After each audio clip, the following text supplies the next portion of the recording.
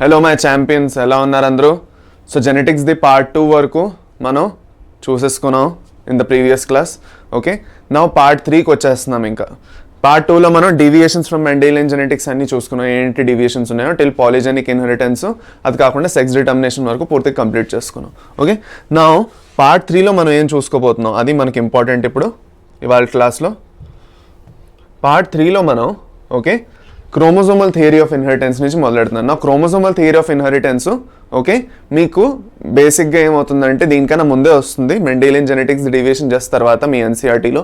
కాకపోతే అన్ని టాపిక్స్ని ఒక సింక్లో పెట్టడానికి మీకు అర్థమైనట్టు నేను ఈ టాపిక్స్ అన్ని ఒక సింక్లో తెచ్చాను. First chromosomal theory of inheritance గురించి నేర్చుకుంటాం. బేసిక్గా ఏమీ లేదు, క్రోమోజోమ్స్ గురించి కనిపెట్టి మన జెనెటిక్స్లో క్రోమోజోమ్స్ ఎంత ఇంపార్టెన్స్ దాని గురించి మనం మాట్లాడుకుంటాం. దాని తప్ప ఇంకేం లేదు, చాలా ఈజీ. లింకేజ్ ఇంకా రికాంబినేషన్ కొంచెం ఓకే టఫ్ అవ్వచ్చు, కానీ జాగ్రత్తగా వినండి, నేను ఈజీగా చేసి చెప్పేస్తాను మీకు, డోంట్ వరీ. దాని తర్వాత మ్యూటేషన్స్ చాలా ఇంపార్టెంట్. దాని తర్వాత క్రోమోజోమల్ యాబరేషన్స్ ఇంకా క్రోమోజోమల్ డిజార్డర్స్ ఈ మ్యూటేషన్స్ వల్లే వస్తాయి అనమాట రెండును. ఓకే, సో అవి నేర్చుకుంటాం అనమాట. సో క్రోమోజోమల్ డిజార్డర్స్ ఈసారి నేర్చుకుంటాం. మెండెలియన్ డిజార్డర్స్ అనేసి ఇంకో కొన్ని సెట్ ఆఫ్ డిజార్డర్స్ ఉన్నాయి. ఆ సెట్ ఆఫ్ డిజార్డర్స్ మనం నెక్స్ట్ క్లాస్లో నేర్చుకుంటాం. Fine, okay. Now let's begin with the class. Okay, మొదలెట్టేద్దామా? Number 1 first chromosomal theory of inheritance అంటే ఏమైంది? ఇప్పుడు మెండెల్ ఫస్ట్ ఏం చేశారంటే అన్ని పీ ప్లాంట్స్ మీద అతను రీసెర్చ్ అది చేశారు కదా. అతను చేసిన రీసెర్చ్ అతను ఏ టైంలో చేశారంటే దగ్గర 1836 ఆ టైంలో, 1865లో ఆ టైంలో చేశారు. కాకపోతే ఆ టైంలో అంత అలాంటి టాపిక్ మీద ఎక్కువ ఎవరు రీసెర్చ్ చేయట్లేదు. చేస్తున్నా కూడా వాళ్ళు అతను ఎలాగైతే ఇది ఫ్యాక్టర్స్, ఇంకా అప్పుడు అతను జీన్ అనలేదు, దాన్ని ఫ్యాక్టర్ అన్నారు జీన్ని కదా. అది కాకుండా వేరే వేరే అన్ని ఏవైతే విషయాలు అతను చెప్తున్నారో అవందరికీ పెద్దగా తట్టలేదు, అర్థం కాల. ఓకే, వాళ్ళకి ఏమనిపించిందంటే ఇతను చెప్తున్న దాంట్లో పెద్ద ఏం పాయింట్ లేదు, ఓకే మేము ఎందుకు ఇది ఒప్పుకోవాలి అనేసి ఊరుకున్నారు వాళ్ళు. ఓకే, వాళ్ళు పెద్దగా దాన్ని ఎక్కువగా దానికి గాలి ఇవ్వలేదు అనమాట. సో దాని తర్వాత ఏమైంది అంటే అతను రీసెర్చ్ అలాగే పాపం ఉండిపోయింది, అతను చనిపోయారు. దాని తర్వాత చాలా ఏళ్ల తర్వాత ఓకే హ్యూగో డివ్రీస్ ఇంకా అతనితో పాటు 2-3 సైంటిస్టులు కలిపి ఏం చేశారంటే అతని రీసెర్చ్ని మళ్ళీ తవ్వి తీశారు. ఓకే, సో అతను ఏంటి రీసెర్చ్ చేశారు అనేసి వాళ్ళు నార్మల్గా మ్యూటేషన్స్ అవన్నీ చదువుతున్నారు. అప్పట్లో మ్యూటేషన్స్ ఏంటో చెప్తాను నేను, డోంట్ వరీ. సో అప్పుడు వాళ్ళు అవన్నీ చదువుతున్నప్పుడు ఓకే అప్పుడు ఏం జరిగింది అంటే వాళ్ళు ఇవన్నీ రీసెర్చ్ చేయడం మొదలెట్టారు. సో ఓవర్ ద టైం ఏమైందంటే మెండెల్ ఏదైతే రీసెర్చ్ చేశారో పూర్తిగా, మెండెల్ ఏదైతే మొత్తం పీ ప్లాంట్స్ మీద రీసెర్చ్ చేసి అతను ఏదైతే పూర్తిగా ఒక కాన్సెప్ట్ ఇచ్చారో ఆ కాన్సెప్ట్ ఇంకా మెల్లిమెల్లిగా బయటకు వచ్చింది. సో ఫైనల్గా ఏమైందంటే సటాన్ ఇంకా బోవరీ అనేసి 2 సైంటిస్టులు ఉన్నారు, సటాన్ ఇంకా బోవరీ. వాళ్ళిద్దరూ 1902లో మెండెల్ ఇచ్చిన ఏవైతే లాస్ ఉన్నాయో అవి చూసుకుంటూ వాళ్ళు ఓన్గా కూడా క్రోమోజోమ్స్ అని కొన్ని స్ట్రక్చర్స్ని కనిపెట్టారు. మనకు తెలుసు క్రోమోజోమ్స్ అంటే న్యూక్లియస్ లోపల ఉంటాయి. ఓకే, ఈ క్రోమోజోమ్స్లో మన డిఎన్ఏ మెటీరియల్ హిస్టోన్ ప్రోటీన్ చుట్టూ ర్యాపప్ అయి ఉంటుంది. ఇప్పుడు ఒక బాల్ ఉన్నది, ఆ బాల్ చుట్టూ మీరు దారం కడితే ఎలా ఉంటుందో మన డిఎన్ఏ కూడా అలాగే చిన్న చిన్న బాల్స్లా ఉంటాయి. ఓకే, గుండ్రంగా హిస్టోన్ ప్రోటీన్స్, ఆ హిస్టోన్ ప్రోటీన్స్ చుట్టూ మనకి థ్రెడ్ లాగా డిఎన్ఏ కట్టేసి ఉన్నది. ఇప్పుడు ఈ క్రోమోజోమ్స్ ఏవైతే ఉన్నాయో ఈ క్రోమోజోమ్స్ వల్లే మన జెనెటిక్స్ యాక్చువల్గా పూర్తిగా మ్యాటర్ అవుతుంది. ఇది యాక్చువల్గా ముందు మెండెల్ చెప్పలేదు, అతని క్రోమోజోమ్స్ జీన్స్ ఏమీ తెలియదు. అతను జస్ట్ కొన్ని ఫ్యాక్టర్స్ ఒక జనరేషన్ నుంచి ఇంకో జనరేషన్కి వెళ్తున్నాయని చెప్పేశారు.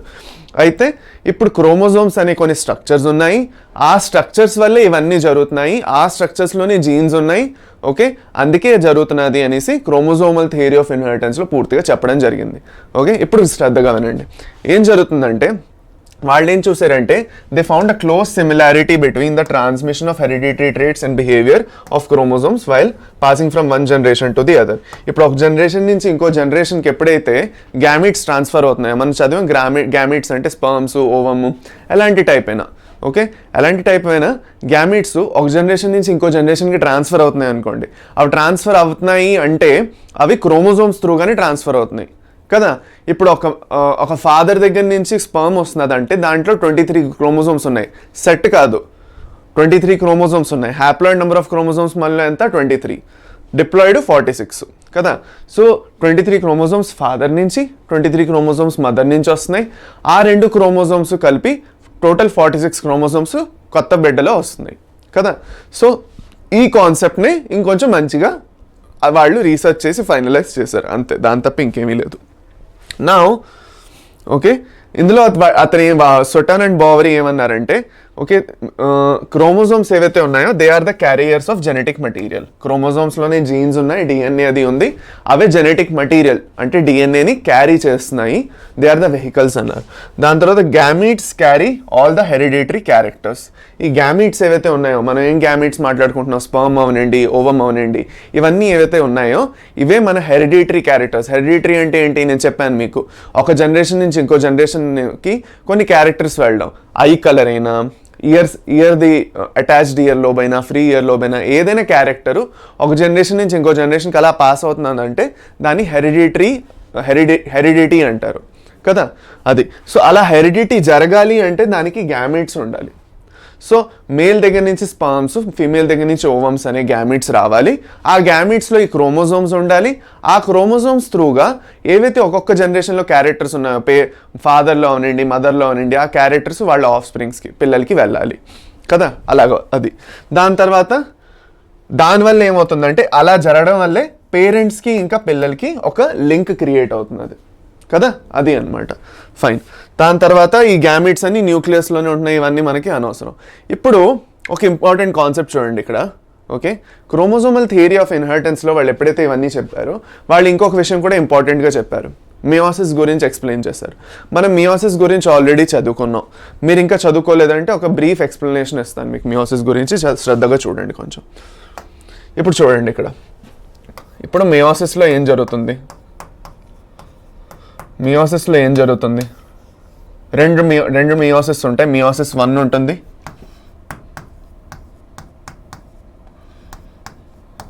దాని తర్వాత మియోసిస్ 2 ఉంటుంది, దాని తర్వాత ఫైనల్గా ఎండ్లో డైరెక్ట్ ఏమవుతుందంటే సైటోకైనసిస్ జరిగి 4 టైప్స్ ఆఫ్ సెల్స్ వస్తాయి. అంటే బేసిక్గా 2n నుంచి మొదలెడితే మియోసిస్ 1 ఇంకా 2 పాస్ చేసిన తర్వాత 4 సెల్స్ వస్తాయి, అవునా కాదా? ఎన్ ఎన్ ఎన్ ఇంకా ఎన్, ఇది మనకు తెలుసు. ఈ సెట్స్ ఇవన్నీ హ్యాప్లాయిడ్ గ్యామీట్స్, ఇవి these are all haploid gametes. ఈ హ్యాప్లాయిడ్ గ్యామీట్స్ ఏదైనా అవ్వచ్చు, స్పర్మ్స్ అయినా అవ్వచ్చు, ఓవమ్ అయినా అవ్వచ్చు. ఇప్పుడు ఒక ఇంపార్టెంట్ విషయం ఏంటంటే, ఇక్కడ ఇండిపెండెంట్ అసార్ట్మెంట్ జరుగుతున్నది, అవునా కాదా? మన గ్యామీట్స్ ఏవైతే ఉన్నాయో వాటిలో ఇండిపెండెంట్ అసార్ట్మెంట్ జరుగుతున్నది. ఇండిపెండెంట్ అసార్ట్మెంట్ అంటే ఏమిటి చూడండి, నేను తీసేస్తున్నాను ఇది. ఇండిపెండెంట్ అసార్ట్మెంట్ అంటే ఇక్కడ మీరు చూడండి ఏం జరుగుతున్నది. ఎల్లో కలర్ది టైప్ ఆఫ్ క్రోమోజోమ్ ఒకటి, red colour type of chromosome ఒకటి, మళ్ళీ ఇక్కడ రెడ్, మళ్ళీ గ్రీను, ఇది కొంచెం ఆరెంజ్ అనుకుంటాం, ఇది రెడ్, ఇది గ్రీన్, 4 టైప్స్ ఆఫ్ అంటే 2 సెట్స్ ఆఫ్ క్రోమోజోమ్స్ ఉన్నాయి, ఓకే. 2 సెట్స్ ఆఫ్ క్రోమోజోమ్స్ ఉన్నాయి, ఓకే. దాని తర్వాత ఆ క్రోమోజోమ్స్ ఏమవుతాయంటే అవి రెప్లికేట్ అవుతాయి. మియోసిస్ 1 ముందు అవి రెప్లికేట్ అవుతాయి. అవి రెప్లికేట్ అయిన తర్వాత ఏం జరుగుతుంది, ఇక్కడ మీరు చూస్తే వాటి మధ్యలో ఎక్స్చేంజ్ జరుగుతుంది. మనం చదువుకున్నాం genetic recombination and crossing over అనేసి. Genetic recombination and crossing over అంటే 2 హోమోలాగస్ క్రోమోజోమ్స్ కలిసి ఇలా వచ్చినప్పుడు ఒక హోమోలాగస్ క్రోమోజోమ్ది పార్ట్ ఇంకో హోమోలాగస్ క్రోమోజోమ్ది పార్ట్ ఎక్స్చేంజ్ అవుతాయి. ఆ ఎక్స్చేంజ్ అవడం వల్ల ఏం జరుగుతుందంటే జెనెటిక్ రికాంబినేషన్ అనేది వస్తుంది. ఇప్పుడు కేర్ఫుల్గా ఇంకొకసారి చూడండి నేను చెప్పింది. ఫర్ సపోజ్ 2 హోమోలాగస్ క్రోమోజోమ్స్ ఉన్నాయి, ఓకే. ఇంకా సెల్ డివిజన్ మొదలవలేదు, మియోసిస్ మొదలవలేదు. అప్పుడు ఈ క్రోమోజోమ్స్ ఇలాగే ఉంటాయి, బాగానే ఉంది, ఫైన్. కాకపోతే ఎప్పుడైతే ఇంకా డివిజన్ మొదలవబోతున్నదో అప్పుడు ఈ హోమోలాగస్ క్రోమోజోమ్స్ ఏమవుతాయి, డబుల్ అవుతాయి. వాటిలో ఏమవుతుంది, రెప్లికేషన్ జరుగుతుంది. రెప్లికేషన్ జరిగి ఎలా ఫామ్ అవుతాయి అవి,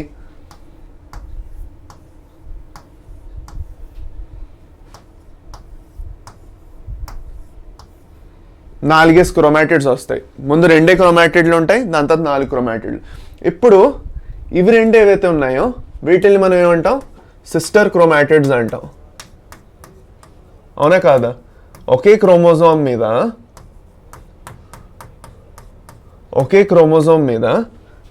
2 క్రోమాటిడ్స్ పక్కన ఉన్న క్రోమాటిడ్స్ని మనం సిస్టర్ క్రోమాటిడ్స్ అంటాం. అదే హోమోలాగస్ సెట్ ఏదైతే ఉంది ఇది ఇంత హోమోలాగస్ క్రోమోజోమ్ సెట్. ఇది హోమోలాగస్ క్రోమోజోమ్స్ అంటే ఒక సెట్ అనమాట, రెండు సిమిలర్గా కనిపించే ఒక chromosome set. For suppose let us take this as chromosome 5, just ఒట్టినే సపోజెడ్ అనమాట. ఇది ఫర్ సపోజ్ క్రోమోజోమ్ 5 అనుకుంటున్నాం మన బాడీలో. మన క్రోమోజోమ్ 5 మన బాడీలో ఇలా ఉంటుంది.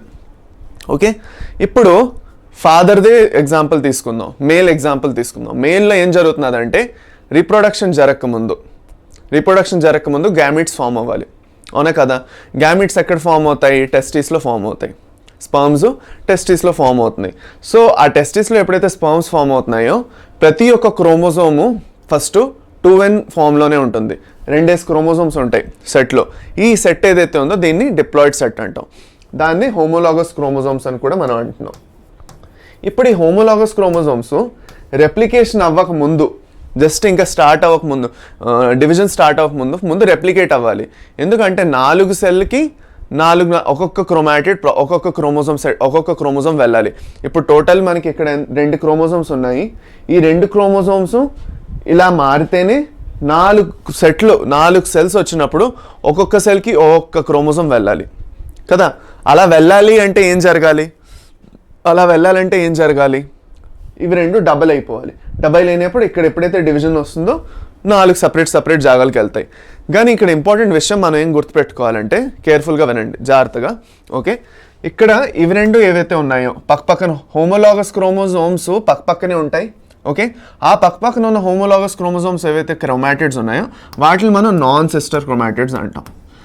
అదే క్రోమోజోమ్లో 2 క్రోమాటిడ్ని సిస్టర్ క్రోమాటిడ్స్ అన్నాం. ఇక్కడ పక్కన ఉన్న వాటిని రెండింటిని నాన్ సిస్టర్ క్రోమాటిడ్స్ అంటాం. ఫైన్. ఇప్పుడు ఏదైతే క్రోమోజోమల్ ఎక్స్చేంజ్ జరుగుతుందో ప్యాకెటీన్ స్టేజ్లో, మనం ఏం చదువుకున్నాం? ప్యాకెటీన్ స్టేజ్లో ఏం జరుగుతుంది?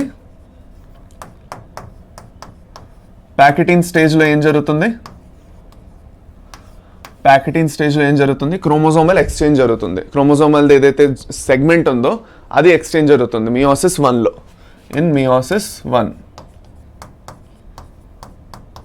మియోసిస్ 1లో ఎక్కడ జరుగుతుంది?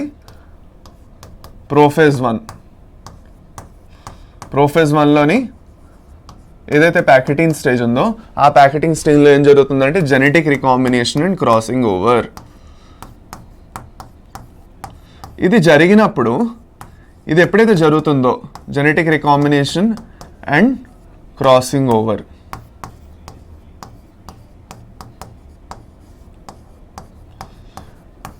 ఈ genetic recombination and crossing over జరగడం వల్ల ఓకే ఏదైతే క్రోమోజోమ్స్ ఉన్నాయో అవి అలాగే కాకుండా ఇక్కడి నుంచి ఇక్కడ ఈ నాన్ సిస్టర్ క్రోమాటిడ్స్ మధ్యన జరుగుతుంది. ఇది ఇక్కడ ఏం జరుగుతుంది? ఫర్ సపోజ్ ఈ క్రోమోజోమ్ పార్ట్ ఒకటి ఉంది. ఓకే, ఇంకా ఈ క్రోమోజోమ్ పార్ట్ని వేరే కలర్లో వేస్తాను. ఫర్ సపోజ్ రెడ్ కలర్లో వేస్తాను. ఇది ఇక్కడిది ఇక్కడ, ఇంక ఇక్కడ వెళ్తుంది. ఇక్కడిది ఇక్కడికి వెళ్తుంది, ఇక్కడికి వెళ్తుంది, ఎక్స్చేంజ్ అవుతుంది. అది ఎక్స్చేంజ్ అవడం వల్ల ఎలా తయారవుతాయి అవి? అది ఎక్స్చేంజ్ అవడం వల్ల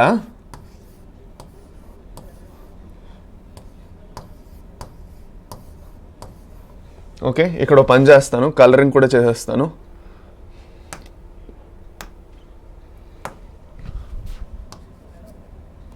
ఒక్క నిమిషం.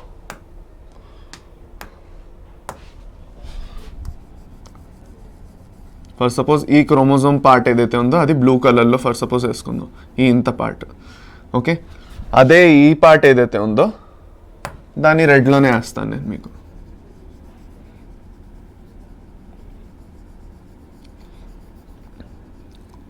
కదా, ఇప్పుడు ఏం జరుగుతున్నది క్లియర్గా చూసుకుంటే ఇక్కడ పార్ట్ ఇక్కడికి వెళ్ళి ఇక్కడ పార్ట్ ఇక్కడికి వస్తున్నది. అలా జరగాలి అంటే ఏమవుతుంది? ఇప్పుడు ఇక్కడ ఏం చేంజెస్ వస్తాయి? What will be the changes that will happen here? See carefully. ఏం చేంజెస్ వస్తాయి అంటే ఇప్పుడు ఈ రెడ్ కలర్ పార్ట్ ఎటు వెళ్ళిపోయింది ఇంకా, బికాస్ ఏమైంది? క్రాసింగ్ ఓవర్ జరిగింది. ఇక్కడున్న చిన్న పార్ట్ ఇక్కడికి వెళ్ళిపోయింది, ఇక్కడున్న చిన్న పార్ట్ ఇక్కడికి వెళ్ళిపోయింది. ఇలా జరగడం అనేది చాలా ఇంపార్టెంట్ అయిపోతుంది. ఎందుకంటే అలా జరిగితేనే వేరియేషన్ అనేది వస్తుంది. అన్ని ఆర్గానిజం సేమ్లా ఉంటే మనందరం ఒకేలా కనిపిస్తాం కదా, చైనీస్ వాళ్ళలాగా. అలా కాకుండా అలా అనలేము, ఎందుకంటే వాళ్ళలో కూడా కొంచెం కొంచెం డిఫరెన్సెస్ ఉన్నాయి. అందరు కానీ నార్మల్గా వాళ్ళని చూస్తే వాళ్ళందరూ ఒకేలా కనిపిస్తారు. ఓకే, సో అలా జరిగినప్పుడు ఏమవుతుంది అంటే ఈ క్రోమోజోమల్ పార్ట్స్ ఎప్పుడైతే ఎక్స్చేంజ్ అవుతాయో అలా జరిగినప్పుడు ఇక్కడిది ట్రాన్స్ఫర్ అయిపోతుంది. ఆ ట్రాన్స్ఫర్ అవడం వల్ల ఏం జరుగుతుందంటే ఏవైతే సెట్స్ వస్తాయో క్రోమోజోమ్ ఏదైతే ఒక్క సెల్లో ఏవైతే సెట్ వస్తుందో అది ఇంకా మారుతుంది. ఇప్పుడు చూడండి ఫైనల్గా వీటి నుంచి ఎలాంటి సెట్ వస్తుందో చూద్దాం. 4 సెల్స్ వస్తున్నాయి ఫర్ సపోజ్. ఓకే, ఇదొక 2n సెల్ అనుకోండి, ఇదొక 2n సెల్. ఇది ఈ 2n సెల్ నుంచి 4n సెల్స్ రావాలంటే ఏం జరుగుతుందో చూడండి.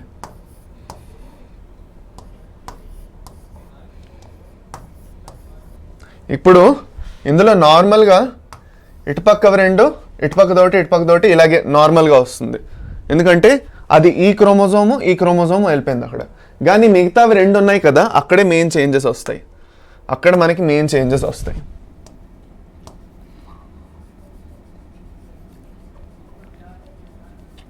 ఇదొక టైప్ ఆఫ్ వస్తుంది. ఓకే, అది కాకుండా మళ్ళీ ఇదో టైప్ వస్తుంది. ఇలాంటిది మనం బోల్డ్ ప్యాటర్న్స్ వేసుకోవచ్చు, మీదని కూడా మనం చేంజెస్ తెచ్చుకోవచ్చు. ఇలాంటివి మనం బోల్డ్ ప్యాటర్న్స్ చేసుకోవచ్చు. నేను మీకు జస్ట్ రిప్రజెంటేషన్ పర్పస్ కోసం చెప్తున్నాను.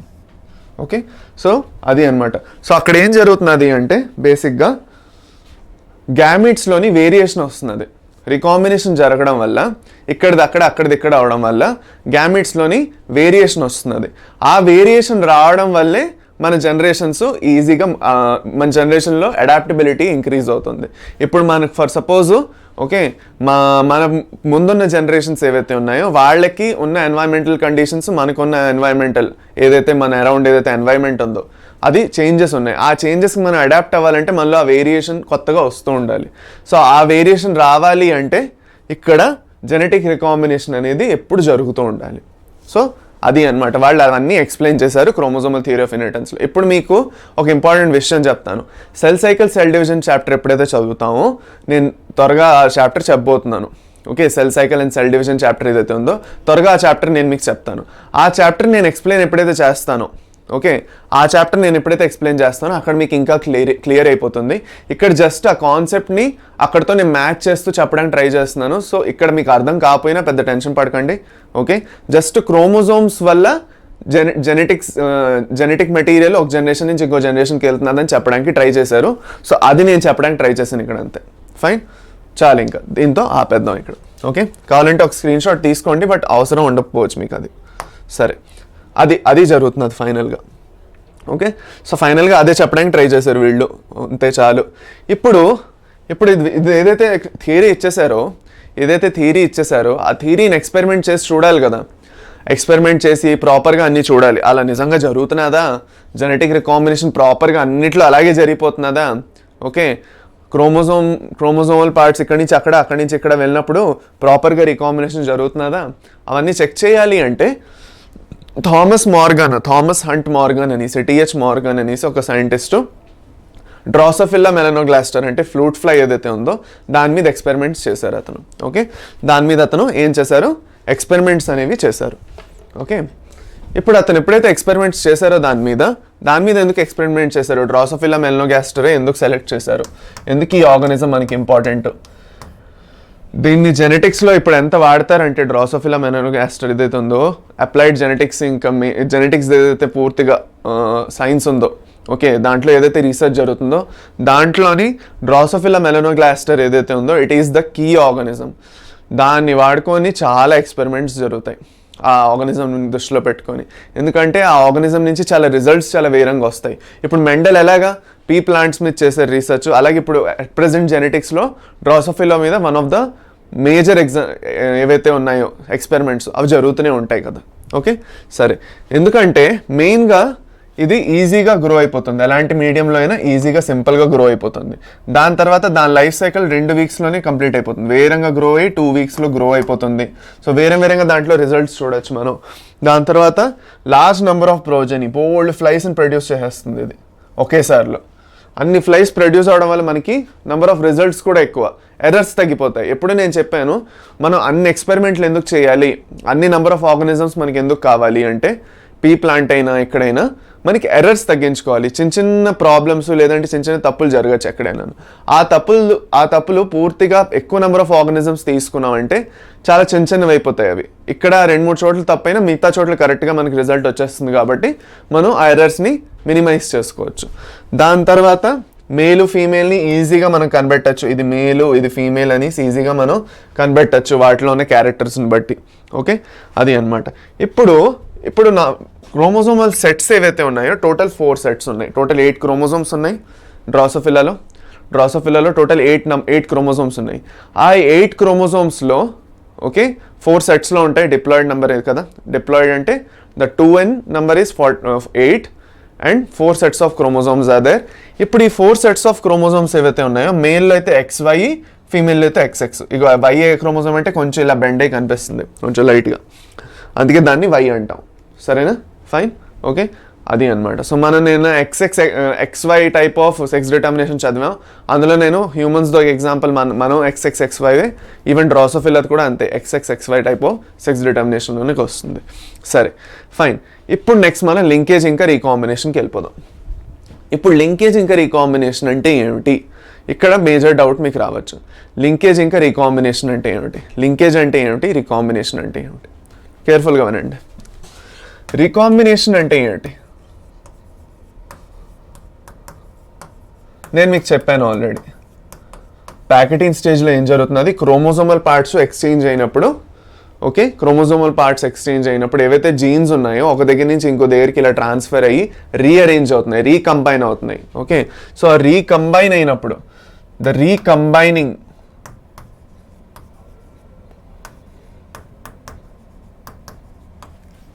of chromosomal segments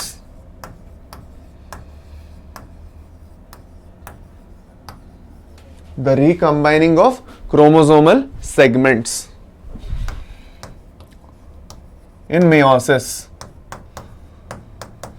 in packaging of meiosis.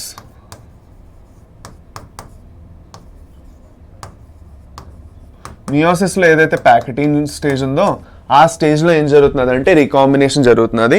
Chromosomal parts ఏవైతే ఉన్నాయో అవి ఎక్స్చేంజ్ అవుతున్నాయి. ఓకే, ఇప్పుడు ఎవరికైతే ఈ పార్ట్ అర్థం కావట్లేదో వాళ్ళని స్ట్రిక్ట్గా చెప్తాను. Cell cycle cell division chapter తీసుకున్నప్పుడు మీకు అర్థమైపోతుంది. అప్పుడు కావాలంటే మళ్ళీ వచ్చి మీరు ఈ పార్ట్ చూసుకోండి. ఓకే, ఇప్పుడు ప్రస్తుతానికి మీకు ఇది అర్థం కావట్లేదు అంటే మీరు డైరెక్ట్గా మ్యూటేషన్స్కి వెళ్ళిపోండి. కాకపోతే ఒక ఇంపార్టెంట్ విషయం ఏంటంటే ఇక్కడ మీరు స్కిప్ కొట్టినా కూడా మ్యూటేషన్స్లో కూడా సిమిలర్ కైండ్ ఆఫ్ టాపిక్స్ వస్తాయి.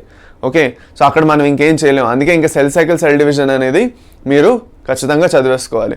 డోంట్ వరీ, అందుకే నేను వేరంగా cell cycle cell division chapter అందుకే పెట్టబోతున్నాను. అది పెట్టేస్తే ఆ చాప్టర్ కూడా ఒకసారి మీరు చూసుకొని మళ్ళీ కావాలంటే ఇది వచ్చి చూసుకుంటే మీకు అర్థమైపోతుంది. లేదంటే ఇదే కన్ఫ్యూజన్ మీకు ఉండొచ్చు. దాని తర్వాత లింకేజ్ అంటే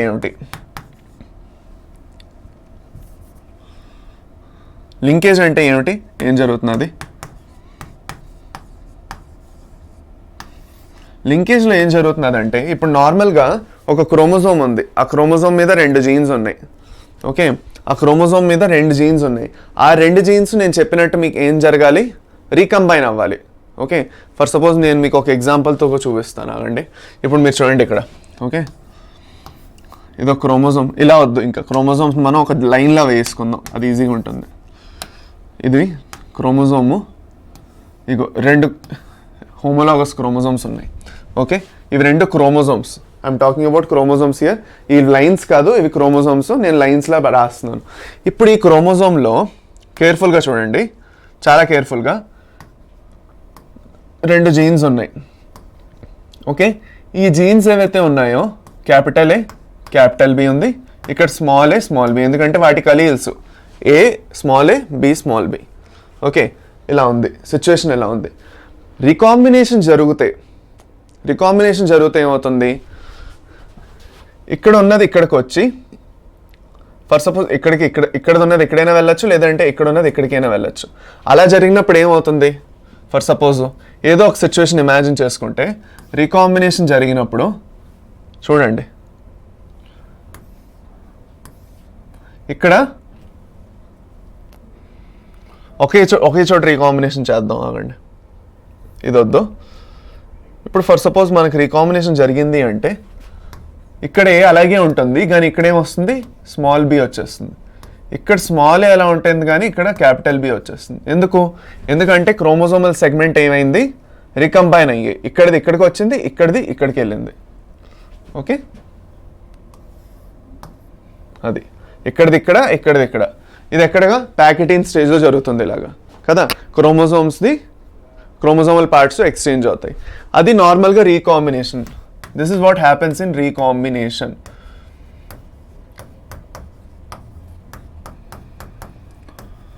ఫైన్, ఇది నార్మల్, ఇది జరుగుతుంది ఎప్పుడు.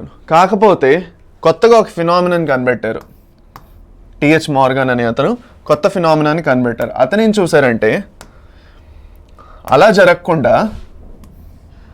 జరగకుండా ఏమవుతున్నది, నెక్స్ట్ జనరేషన్లో కూడా ఏమవుతున్నది, ఏ ఇంకా బి అలాగే ఉంటున్నాయి. అవి ఇటు నుంచి ఎటు వెళ్ళట్లేదు. వెళ్ళినా కూడా ఏమవుతున్నది, ఇంకొకటి ఇంపార్టెంట్ విషయం చూపిస్తాను. ఫస్ట్ సపోజ్ అలాంటి చేంజెస్ వచ్చినా కూడా అసలు ఏం జరుగుతుందో చూడండి. ఎందుకంటే ఏకి బి అంటే ఇష్టం, ఈ ఏకి ఈ బి అంటే ఇష్టం. వాటిన్నిటికీ కలిసి ఉండాలి, బెస్ట్ ఫ్రెండ్స్ అవి. క్యాపిటల్ ఏకి క్యాపిటల్ బి అంటే బెస్ట్ ఫ్రెండ్, స్మాల్ ఏకి స్మాల్ బి అంటే బెస్ట్ ఫ్రెండ్. మేము ఒకళ్ళనొకళ్ళు వదలదలుచుకోలేదు, మేము కలిసే ఉంటాం అనుకున్నారు. అప్పుడు వాళ్ళు ఏం చేశారు, క్రాసింగ్ ఓవర్ అయినా కూడా, క్రోమోజోమల్ పార్ట్స్ ఎక్స్చేంజ్ అయినా కూడా ఎలాంటి రిజల్ట్ వచ్చింది, దానివల్ల ఒకళ్ళనొకళ్ళు వదులుకోలేకపోవడం వల్ల పూర్తిగా క్రోమోజోమల్ సెగ్మెంటే ఏకంగా ఎక్స్చేంజ్ అయిపోతుంది పూర్తిగా. అంతేగాని అవి మాత్రం సపరేట్ అవ్వవు. ఈ ఫినామినాన్ని మనం లింకేజ్ అంటాం. అంటే ఆ జీన్స్ ఏవైతే ఉన్నాయో అవి లింక్ అయి ఉన్నాయి. హియర్ ఏ అండ్ బి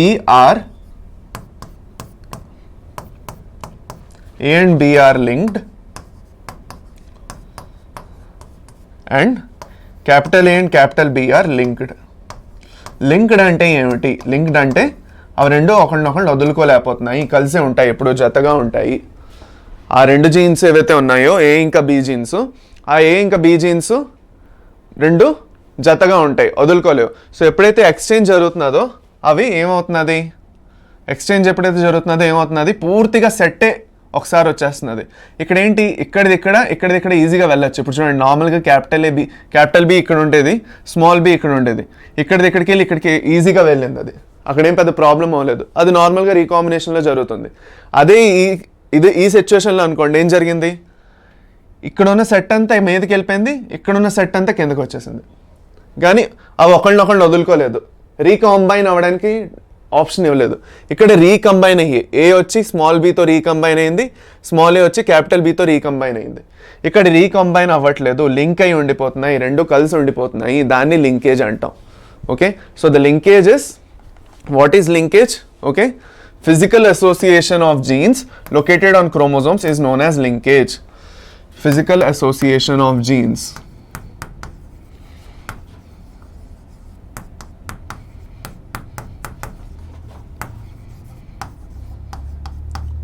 ఇప్పుడు అలా లింకేజ్ జరగడం వల్ల నార్మల్గా 9:3:3:1 రేషియో మనం చదువుకున్నాం, అవునా కదా, డైహైబ్రిడ్ క్రాస్లో. ఇంకా ఆ రేషియో రాకుండా ఏవో కొత్త రేషియోలు వస్తాయి ఇంకా. ఓకే, అది అనమాట లింకేజ్ ఇంకా క్రాసింగ్ ఓవర్లోని మెయిన్ రీకాంబినేషన్లో difference. Both are opposite to each other. సరే చూడండి, ఇదే ఇక్కడ మీరు చూస్తే ఇవన్నీ ఒక సెట్ ఆఫ్ క్రోమోజోమ్ మీద ఏవైతే నెంబర్ ఆఫ్ జీన్స్ ఉన్నాయో వాటన్నిటిని ఒక లింకేజ్ గ్రూప్లో తేవడానికి ట్రై చేస్తారు. ఇప్పుడు ఒక క్రోమోజోమ్ ఏ ఉన్నది, క్రోమోజోమ్ నెంబర్ 1 ఉంది. ఆ క్రోమోజోమ్ 1 మీద ఉన్న జీన్స్ అన్నీ ఒక లింకేజ్ గ్రూప్లోకి వస్తాయి. దాని తర్వాత క్రోమోజోమ్ 2 మీద ఉన్న జీన్స్ అన్ని ఒక లింకేజ్ గ్రూప్ కింద వస్తాయి. సో ఆ కన్ఫ్యూజన్లో మనం వెళ్ళొద్దు. లింక్డ్ జీన్స్ అంటే ఏంటంటే the genes that are likely to be inherited together. అంటే అవేంటి, they are likely to be inherited together. అవి కలిసి ఇన్హెరిట్ అవుతాయి అంటే ఒకళ్ళనొకళ్ళు వదలకుండా గట్టిగా ఫ్రెండ్షిప్ లాగా కలిసి ఉంటాయి అని అర్థం. అంతే, దాని తప్ప ఇంకేమీ లేదు. చాలు. ఇప్పుడు మెండల్ అంటున్నాను, సారీ, మార్గన్ ఏం చేశారంటే దీన్ని ఎక్స్పెరిమెంటల్గా ప్రూవ్ చేయడానికి అతను ఏం చేశారు, 3 క్యారెక్టర్స్ తీసుకున్నారు. Colour of ice, colour of body, ఇంకా షేప్ ఆఫ్ వింగ్స్. ఓకే, ఈ 3 క్యారెక్టర్స్ని అతను తీసుకున్నాడు. డ్రాసోఫిలా మెలనోగ్లాస్టర్ ఏదైతే ఫ్లై ఉందో, ఫ్రూట్ ఫ్లై, ఆ ఫ్రూట్ ఫ్లైలో ఈ 3 క్యారెక్టర్స్ అతను తీసుకున్నారు. ఏమిటేమిటి? కలర్ ఆఫ్ ఐస్, 2 కలర్స్ ఉన్నాయి, red colour, white colour. Red colour అనేది డామినెంట్, వైట్ కలర్ అనేది రిసెసివ్. ఇక్కడ బ్రౌన్ కలర్ అనేది డామినెంట్, ఎల్లో కలర్ అనేది రిసెసివ్. కలర్ బాడీ కలర్ ఏదైతే ఉందో ఫ్లైది, ఫ్రూట్ ఫ్లైది, ఆ ఈగది. దాని తర్వాత నార్మల్గా వింగ్స్ ఉంటే ఇలా ఉంటుంది, అదే చిన్న చిన్న వింగ్స్ అంటే మినియేచర్ వింగ్స్, అది రిసెసివ్, నార్మల్ది డామినెంట్. ఇప్పుడు ప్రాబ్లం ఏంటంటే బేసిక్గా ఈ జీన్స్ అన్నీ ఏవైతే ఉన్నాయో ఇవన్నీ ఎలా ఇన్హెరిట్ అవుతున్నాయో చెక్ చేయడానికి ట్రై చేశారు.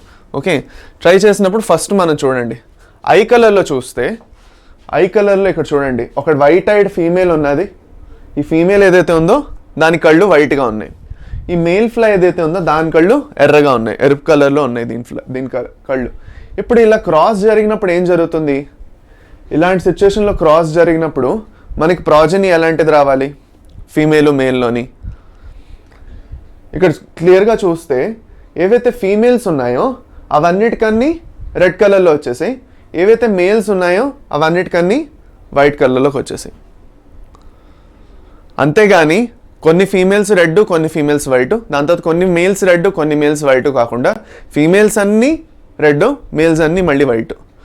ఐదర్ ఆ క్యారెక్టర్ అంతా అటుపక్క వెళ్ళిపోతున్నది, లేదంటే ఇటుపక్క వస్తున్నది, కానీ మధ్యలో రికాంబినేషన్స్ ఏమీ జరగట్లేదు. ఇక్కడ అర్థమవుతున్నదా? లింక్ అయ్యి ఉన్నాయి, ఈ జీన్స్ లింక్ అయ్యి ఉన్నాయి. లింక్ అయ్యి ఉండడం వల్ల ఏమవుతున్నది, మొత్తం రెడ్ కలర్దంతా ఇక్కడి నుంచి ఇక్కడ డైరెక్ట్గా ఇలా వెళ్ళిపోతున్నది, వైట్ కలర్ అంతా ఇక్కడి నుంచి ఇక్కడ డైరెక్ట్గా ఇలా వచ్చేస్తున్నది. అంతే అంతే తప్ప ఇక్కడ నుంచి ఇక్కడ రీకాంబినేషన్ జరిగి, ఓకే, కొన్ని ఫీమేల్స్ రెడ్, కొన్ని ఫీమేల్స్ వైట్ రావాలి నార్మల్గా రీకాంబినేషన్ జరుగుతాయి. మళ్ళీ కొన్ని మేల్స్లో కూడా మళ్ళీ కొన్ని 50% మేల్స్ రెడ్, 50% మేల్స్ వైట్ రావాలి. అలా రాలేదన్నమాట. సో దాన్నే అతను అలాంటి ఇంకో 2-3 టైప్స్ ఆఫ్ ఎక్స్పెరిమెంట్స్ అన్నీ చేశారు. ఓకే, సో చేసినప్పుడు అతనికి ఏం తెలిసిందంటే లింకేజ్ జరగడం వల్ల బోల్డ్ అన్ని క్యారెక్టర్స్ ఏవైతే ఉన్నాయో, జీన్స్ ఏవైతే ఉన్నాయో అవి కలిసి ఇన్హెరిట్ అవ్వడం వల్ల రీకాంబినేషన్ అనేది జరగట్లేదు. సో రీకాంబినేషన్ అనేది జరగాలి అంటే వాటి మధ్యన డిస్టెన్స్ ఎక్కువ ఉండాలి. డిస్టెన్స్ తక్కువ ఉండడం వల్ల జీన్స్లా దగ్గరగా ఉన్నాయనుకోండి, క్రోమోజోమ్ పార్ట్ అంతా ఒకేసారి వెళ్ళిపోగానే అవి 2 కలిసి వెళ్ళిపోతాయి. ఇంత క్రోమోజోమ్ ముక్క ఉన్నది, క్రోమోజోమ్తో ఇంత ముక్క ఉంది, ఓకే, ఇంత పీస్ ఉన్నది. ఆ పీస్లో ఈ జీన్స్ అన్నీ ఒకే దగ్గర ఉన్నాయనుకోండి, ఈజీగా ఇలా వెళ్ళిపోతాయి. అదే ఇంత క్రోమోజోమ్ ముక్కలో ఇక్కడి వరకు ఒక జీను, ఇప్పుడు ఫర్ సపోజ్ ఇలా చూడండి, ఇప్పుడు మీకు ఒక ఎగ్జాంపుల్ చూపిస్తాను. ఇక్కడ ఒక ఎగ్జాంపుల్ చూడండి కేర్ఫుల్గా.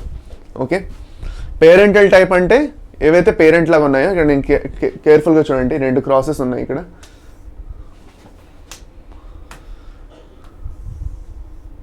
ఈ 2 క్రాసులు వేరు క్రాసులు. ఈ 2 క్రాసులు కేర్ఫుల్గా చూస్తే ఇక్కడ ఉన్న ఆర్గానిజం ఏదైతే ఉందో, ఇక్కడ ఉన్న ఫ్రూట్ ఫ్లై ఏదైతే ఉందో మీకు ఎన్సీఆర్టీలోనే ఉంది. అది మీకు ఎన్సీఆర్టీలో ఉన్న ఏదైతే డయాగ్రామ్ ఉందో అదే ఎక్స్ప్లెయిన్ చేస్తున్నాను. ఈ చార్ట్ కేర్ఫుల్గా వినండి. ఇక్కడ ఏదైతే ఫ్లై ఉన్నదో అది ఎల్లో కలర్లో ఉంది, ఇంకా దాన్ని వైట్ కలర్ ఐస్ దానివి. ఎల్లో అండ్ వైట్ అంటే, ఎల్లో అంటే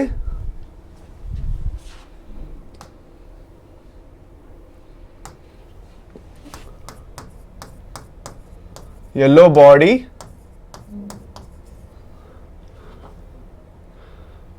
white color eyes, white eyes, అది దాని అర్థం. ఎల్లో ఇంకా వైట్ అంటే ఎల్లో బాడీ వైట్ ఐస్ అనమాట. ఇది వైల్డ్ టైప్, వైల్డ్ టైప్. ఇది ఇప్పుడు ఇక్కడ వీటి క్రాస్ జరిగినప్పుడు ఏం జరుగుతున్నదంటే ఇవి 2 చూస్తే మీరు ఈ 2 ఏవైతే జీన్స్ ఉన్నాయో, వై ఇంకా డబ్ల్యూ ఏవైతే జీన్స్ ఉన్నాయో, ఈ జీన్స్ ఒకళ్ళనొకళ్ళు వదలట్లేదు చూడండి ఇక్కడ. అది కాకుండా ఇవి 2 కూడా ఒకళ్ళనొకళ్ళు వదలట్లేదు. So the Y and W genes, these are the linked genes. These are the linked jeans.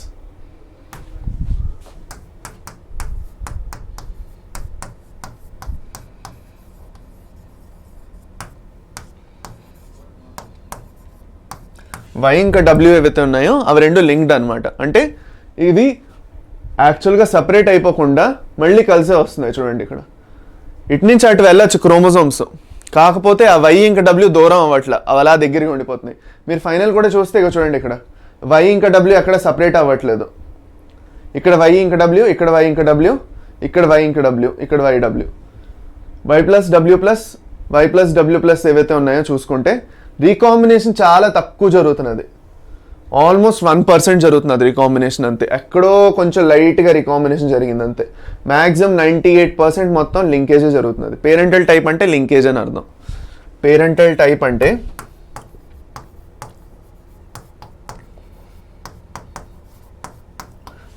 Type అంటే లింకేజ్ అవ్వడం.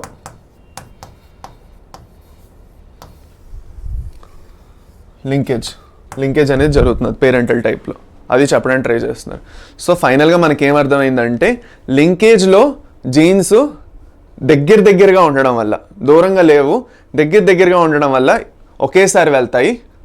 ఎప్పుడు క్రోమోజోమల్ పీస్ ట్రాన్స్ఫర్ అయినా ఒకే దగ్గర ఉంటాయి అవి. ఇవి మీరు చూస్తే అన్ని పక్కనే ఉన్నాయి కాబట్టి ఎక్కువ డిస్టెన్స్ లేదు వీటి మధ్యన.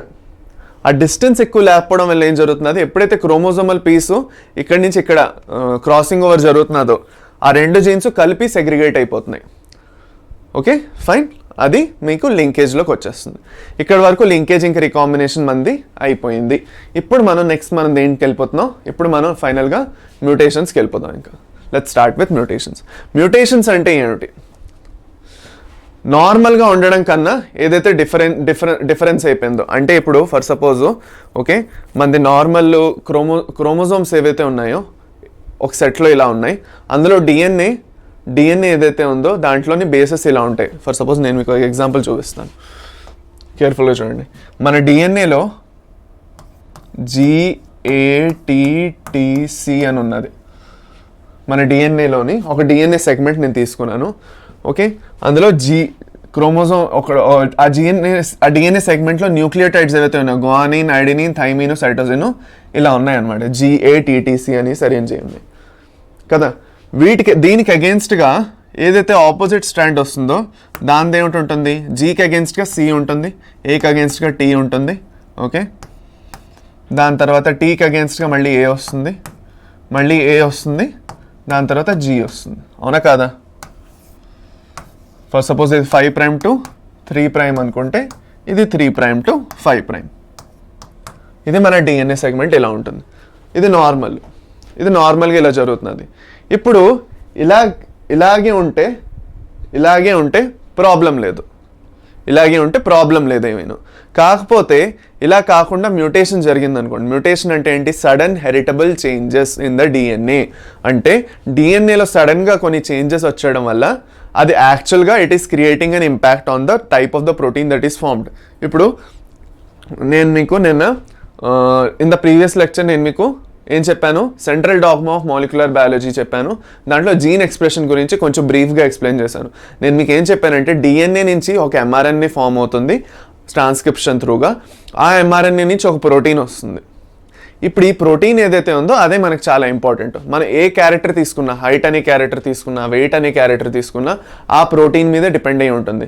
డిఎన్ఏలో కొన్ని ఇన్ఫర్మేషన్ దాగి ఉన్నది. ఆ ఇన్ఫర్మేషన్ని డీకోడ్ చేసి ప్రోటీన్ని ఫామ్ చేయడం జరుగుతుంది ఎంఆర్ఎన్ఏ త్రూగా. ఓకే, ఇప్పుడు ఈ ప్రోటీన్ ఏదైతే ఫామ్ అవుతున్నదో నార్మల్గా ఉన్న డిఎన్ఏ నుంచి ఫామ్ అవుతే నార్మల్గా ఉన్న ప్రోటీన్ ఫామ్ అవుతుంది, ఏమైనా ప్రాబ్లం ఉండదు. అదే ఈ డిఎన్ఏలో ఈ సీక్వెన్స్ ఏదైతే ఉందో దీంట్లో ఫర్ సపోజ్ చేంజ్ వచ్చేసింది అనుకోండి. ఫర్ సపోజ్ ఇప్పుడు ఈ ఇక్కడ టీ జాగాలో ఏం జరుగుతుంది, మనం ఏం పెట్టేస్తాం, మనం టీ జాగాలో మళ్ళీ A పెట్టేస్తాం ఫర్ సపోజ్. సో టీ జాగాలో A పెట్టేయడం వల్ల ఏమవుతున్నది, ఇక్కడ A వచ్చేస్తే ఇక్కడ T వచ్చేస్తుంది కదా. అప్పుడు సీక్వెన్స్ ఎలా మారిపోతుందో చూద్దాం. ఫర్ సపోజ్ దాని జాగాలో పోనీ A కాకపోయినా G పెట్టేద్దాం పోనీ, మీకు ఇంకొంచెం కన్ఫ్యూజన్ తగ్గించడానికి. దాని జాగాలో మనం ఏం పెట్టేసాం, గ్వానైన్ పెట్టేసాం అనుకోండి. గ్వానైన్ పెట్టినప్పుడు ఏం జరుగుతుంది,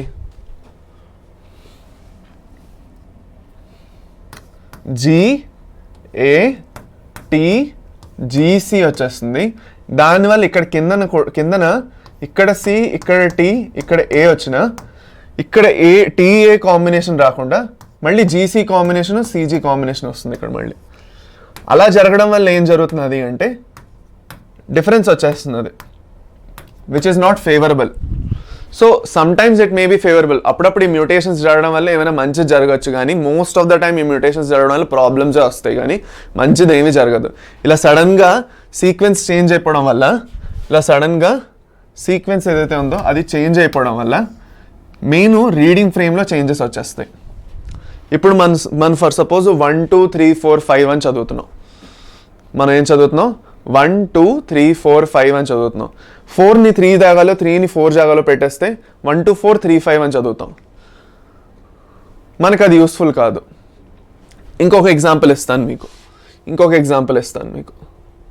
okay, let me give another example. ఇప్పుడు Ram is a good boy. రాముడు మంచి బాలుడు.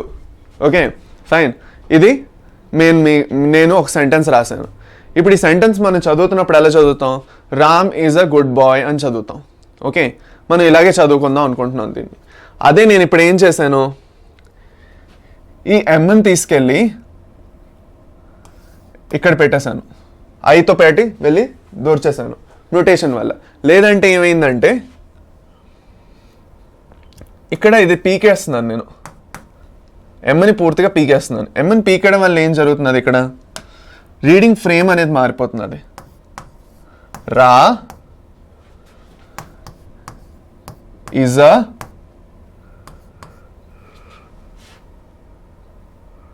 ఒక నిమిషం.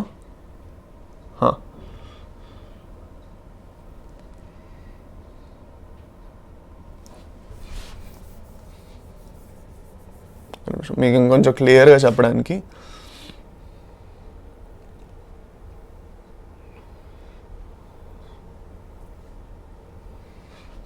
ఓకే, ఇక్కడ ఏముంది? రాముడు మంచి బాలుడు అని చదివాం కదా. ఓకే, ఇప్పుడు మనం ఏం చేసామంటే ఈ గుడ్లోని మనం ఏం చేసాం? ఓని రిమూవ్ చేస్తాం. వి రిమూవ్డ్ అన్ ఓ. మీకు ఇరేజర్ తోటి ఏం చేస్తాను ఆగండి, నేను ఇంకో కలర్తో మేక్ చేసేస్తే మీకు క్లియర్గా ఉంటుంది. ఇక్కడ ఒక ఓని నేను రిమూవ్ చేస్తాను. రిమూవ్ చేసేయడం వల్ల ఏం జరిగింది చెప్పండి? రామ్ అంతా బాగానే ఉంది, ఈజు బాగానే ఉంది, ఏ బాగానే ఉంది, కానీ గుడ్ జాగాలో గాడ్ అయిపోయింది. ఇంకా గాడ్ బాయ్ అయిపోయింది. దానికి ఏమైనా అర్థం ఉందా? ఇప్పుడు Ram is a god boy అంట, రాముడు దేవుడు పిల్లడు అంట. ఏమైనా అర్థం ఉందా దాంట్లో? లేదు కదా. సో ఇక్కడ మీనింగ్ అనేది మనకు పోతున్నది అంటే, if the meaning is gone, దాని అర్థం ఏంటంటే మనకు ఫైనల్గా వచ్చే ప్రోడక్ట్ ఏమిటి మనకు అర్థమే చావదు. సో మన బాడీలో కూడా అంతే, డిఎన్ఏలో ఒక కోడ్ ఉన్నది. ఓకే, ఆ కోడ్ని డీకోడ్ చేసేది ఎంఆర్ఎన్ఏ దాన్ని డీకోడ్ చేసిన తర్వాత ఎప్పుడైతే ప్రోటీన్లో ఫామ్ చేయాలో మనం ఈజీగా చదవగలగాలి. ఇలాగ Ram is a good boy అనేసి ఈజీగా చదవగలగాలి. అంతేగాని డిఎన్ఏలో ప్రాబ్లం సడన్గా వచ్చేసి ఎక్కడోని వచ్చేయడం వల్ల ఏమవుతున్నది, ఆ గుడ్ బాయ్ జాగాలో గాడ్ బాయ్ అని వస్తే ఏం జరుగుతుంది? మనకు అర్థం కాదు, ఇంకా ఏంటో దాని మీనింగే అర్థం కాదు. అలా మీనింగ్ అర్థం కావడం వల్ల ప్రోటీన్ కూడా ఏదో చెత్త ప్రోటీన్ వస్తుంది. ఆ చెత్త ప్రోటీన్ రావడం వల్ల ఏదో హెల్త్ ఇష్యూస్ వస్తాయి. అది అనమాట. So if everything is going on fine, the protein will be good, and that protein ఏదైతే వస్తుందో ఆ ప్రోటీన్ వల్ల మనకి మంచి ప్రోడక్ట్స్ వస్తాయి మన బాడీలో. మన స్కిన్ కలర్ కరెక్ట్గా వస్తుంది, లేదంటే మన హెయిర్ కరెక్ట్గా వస్తుంది. ఓకే, ఏదైనా హైట్ అనేది ప్రాపర్గా ఉంటుంది, అవన్నీ. అదేను అక్కడ సడన్గా ఏమైంది, మ్యూటేషన్ జరగడం వల్ల డిఎన్ఏలోని మనకు వచ్చిన ప్రోటీన్ కూడా ఒక చెత్త ప్రోటీన్ వస్తే, సరైన ప్రోటీన్ కాకుండా ఒక ఎలాంటి ప్రోటీన్ వచ్చిందంటే ఒక the protein which will form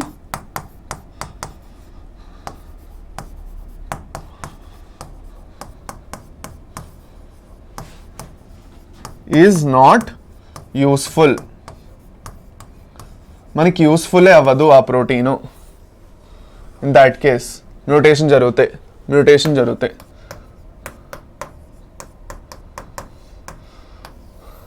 faulty protein అంటాం దాన్ని. మనం ఏంటంటాం? దాన్ని ఫాల్టీ ప్రోటీన్ అంటాం. అది మ్యూటేషన్లో బేసిక్గా జరుగుతున్నది. అర్థమైందా? మ్యూటేషన్లో ఒక ఫాల్టీ ప్రోటీన్ ఫామ్ అయిపోతున్నది. మనకు అవసరం ఉన్న ప్రోటీన్ కాకుండా ఒక ఫాల్టీ ప్రోటీన్ ఫామ్ అయిపోవడం వల్ల మన బాడీలో ఎక్కడైతే అన్ని సరిగ్గా జరగాలో అలా జరగకుండా ప్రాబ్లమ్స్ వస్తాయి. నేను మీకు సికిల్ సెల్ ఎనీమియా గురించి నేను చెప్పాను ప్లియోట్రాఫీలో. అదే సికిల్ సెల్ ఎనీమియాలో ఇదే జరుగుతుంది, మ్యూటేషన్ జరుగుతుంది. ఆ మ్యూటేషన్ జరగడం వల్ల ఏమవుతుంది అంటే మనకి హార్ట్ అటాక్, లివర్ డిజార్డర్స్, ఇంకా బ్లైండ్నెస్ లాంటివి హెల్త్ ఇష్యూస్ వచ్చేస్తాయి. ఎందుకంటే సికిల్ సెల్ ఎనీమియాలో కూడా ఇదే అది కూడా ఏం జరుగుతుందో నేను మీకు ఇప్పుడు క్లాస్లో చెప్పబోతున్నాను. సో శ్రద్ధగా వినండి ఇప్పుడు. Okay fine. ఇప్పుడు మనం మ్యూటేషన్స్ ఒక్కటి మొదలెట్టుకుందాం.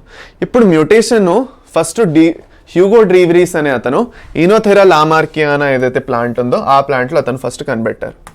ఓకే, ఆ ప్లాంట్లో అతను ఏం చూసారంటే దగ్గర 834 మ్యూటేషన్స్ చూశారు. ఓకే, 834 మ్యూటేషన్స్, టోటల్ 54,343 ప్లాంట్స్ చూస్తే అందులో అతనికి టోటల్గా 834 మ్యూటేషన్స్ అతను అబ్జర్వ్ చేశారు ఫైనల్గా. సో అతను వీటిని సడన్ హెరిటబుల్ చేంజెస్ అన్నారు. అంటే సడన్గా అయ్యే changes. Okay, and these are heritable అంటే ఒక జనరేషన్ ఒకసారి చేంజ్ అయిపోతే ఒక జనరేషన్ నుంచి ఇంకో జనరేషన్కి గ్యారంటీగా వెళ్తాయి ఆ చేంజెస్, అలా ఉండిపోవవి.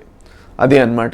ఇప్పుడు నాకు మ్యూటేషన్ ఒక పేరెంట్కి మ్యూటేషన్ జరిగిన తర్వాత అది ఇంకా వాళ్ళ బిడ్డకి వెళ్ళదు అనేసి ఏం రూల్ లేదు, గ్యారంటీగా వెళ్ళడానికే ఎక్కువగా ఛాన్సెస్ ఉన్నాయి. ఓకే, అది ఫైన్. నా ఇప్పుడు మ్యూటేషన్ ఏదైతే ఉందో అది ఫస్ట్ మార్గన్ అనే అతను ప్రాపర్గా కనిపెట్టారు. కాకపోతే అతను ప్రాపర్గా దాన్ని డిఫైన్ ఇంకా చేయలేదు. దాన్ని డెఫినేషన్ ఇంకా ఏదైతే దాంట్లో జరుగుతుందో అది డీవ్రీస్ ఇచ్చారు. అది తేడా, ఇంకేం లేదు. ఇప్పుడు ముల్లర్ అనే అతను ఏదైతే ఉన్నారో అతను ఇండ్యూస్ మ్యూటేషన్స్. నార్మల్గా ఈ మ్యూటేషన్స్ న్యాచురల్గా జరుగుతూ ఉంటాయి. ఇప్పుడు మన వైరస్ అనుకోండి, వైరస్లో కూడా మ్యూటేషన్స్ జరుగుతుండడం వల్లే మన కొత్త వేరియేషన్స్ స్ట్రెయిన్స్ వస్తున్నాయి. ఇప్పుడు మనం alpha strain, beta strain, delta strain అనేసి కోవిడ్ వైరస్లు చూస్తున్నాం. ఎందుకు ఆ స్ట్రెయిన్స్ వస్తున్నాయంటే లోపల ఏదైతే దాంట్లో డిఎన్ఏ ఉందో లేదంటే ఆర్ఎన్ఏ ఉందో, ఓకే, ఏదైతే జెనెటిక్ మెటీరియల్ ఉందో ఆ జెనెటిక్ మెటీరియల్లో కంటిన్యూస్గా మ్యూటేషన్స్ జరుగుతూ ఉండడం వల్ల బయట ఏదైతే ప్రోటీన్ కోట్ ఉన్నదో దాంట్లో చేంజెస్ వచ్చేస్తున్నాయి. ఆ చేంజెస్ రావడం వల్ల ప్రతిసారి ఆ వైరస్ని మనం ఇంకా ఫైట్ చేయలేకపోతున్నది మన బాడీ. అది అనమాట. కొత్త ప్రోటీన్ ఫామ్ చేసేసుకుంటున్నది గడిగడికి. ఆ కొత్త ప్రోటీన్ ఫామ్ చేసేసుకుంటూ ఉండడం వల్ల మన బాడీ దాన్ని ఐడెంటిఫై చేయలేక ఇట్ ఈస్ గివింగ్ అప్. అది దానివల్ల మనకి హెల్త్ ఇష్యూస్ అవన్నీ వస్తున్నాయి కోవిడ్ వల్ల. సరే, అది అనమాట. సో దీంట్లో మళ్ళీ ఏంటంటే మ్యూటేషన్స్ అనేవి జరుగుతున్నాయి అంటే ఇండ్యూస్ మ్యూటేషన్స్, వాటిని మ్యూటాజెన్స్ అంటాం. 1 by 1 మనం నేర్చుకుంటాం. So don't worry. First chromosomal aberrations చూసుకుందాం. సో ఫస్ట్ ఆఫ్ ఆల్ ఇది చూడండి, ఇక్కడ మీరు క్లియర్ఫుల్గా చూడండి. క్రోమోజోమల్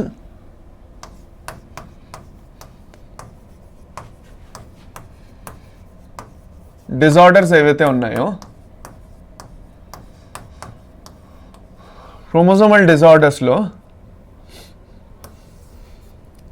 2 టైప్స్ వస్తాయి. ఒకటి న్యూమెరికల్ డిజార్డర్స్ వస్తాయి. న్యూమెరికల్ అంటే నంబర్లో రావడం అనమాట. దాంట్లో ఎనీప్లాయిడీ ఇంకా పాలీప్లాయిడీ వస్తాయి. ఎనీప్లాయిడీ ఇంకా పాలీప్లాయిడీ నేను మళ్ళీ తర్వాత ఎక్స్ప్లెయిన్ చేస్తాను ఇదే క్లాస్లోని, కొంచెం కేర్ఫుల్గా వినండి. ఫస్ట్ మనం స్ట్రక్చరల్ చూసుకుంటాం. అంటే క్రోమోజోమ్ స్ట్రక్చర్లో అనమాట. ఇక్కడ క్రోమోజోమ్ నంబర్లో చేంజెస్ వచ్చాయంటే చేంజ్ ఇన్ క్రోమోజోమ్ నంబర్,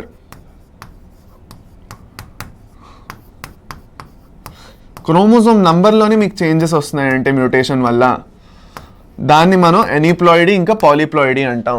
అదే ఇక్కడ ఏం జరుగుతున్నది, స్ట్రక్చర్లోనే డిఫరెన్స్ వస్తున్నది. క్రోమోజోమ్ స్ట్రక్చర్లో డిఫరెన్స్ వస్తే దాంట్లో మనం ఇన్సర్షన్,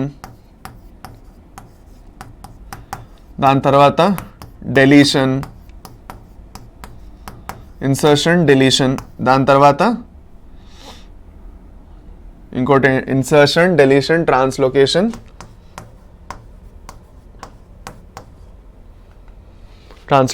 డూప్లికేషన్.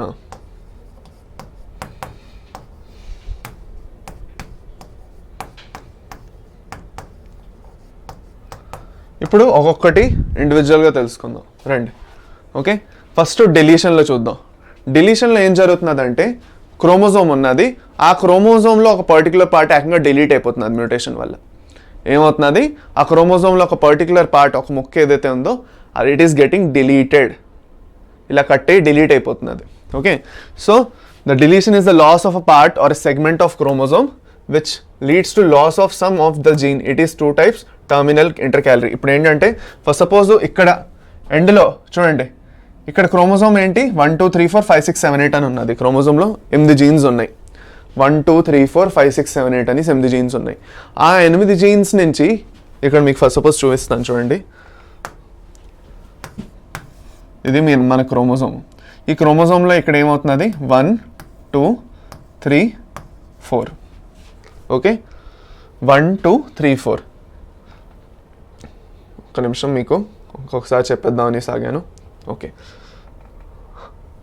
అయ్యా వెళ్ళిపోయిందా ఇది? ఓకే, ఇది ఇక్కడే చెప్పేయచ్చుగా మీకు.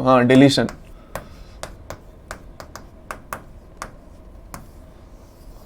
డిలీషన్లో ఏం జరుగుతున్నది నేను చెప్పినట్టు, ఇప్పుడు మీకు క్రోమోజోమ్ ఉన్నది 1 2 3 4 కదా, 4 జీన్స్ ఉన్నాయి ఇందులోని. క్రోమోజోమ్ 1, ఈ క్రోమోజోమ్లో మనకి 4 జీన్స్ ఉన్నాయి. ఈ 4 జీన్స్లో ఇప్పుడు మ్యూటేషన్ ఇక్కడ జరిగింది, ఈ పర్టికులర్ పార్ట్లో మ్యూటేషన్ జరిగి ఇది డిలీట్ అయిపోయింది. డిలీట్ అయిపోతే ఏం జరిగింది, డిలీట్ అయిపోవడం వల్ల ఇక్కడ ఏదైతే క్రోమోజోమ్ వచ్చిందో ఇక్కడ ఓన్లీ 2 ఉంటుంది, ఇక్కడ 3 4 అలాగే ఉంటాయి. అంటే ఈ మీద పార్ట్ ఏదైతే ఉందో this chromosome 1 got deleted, sorry gene 1 got deleted.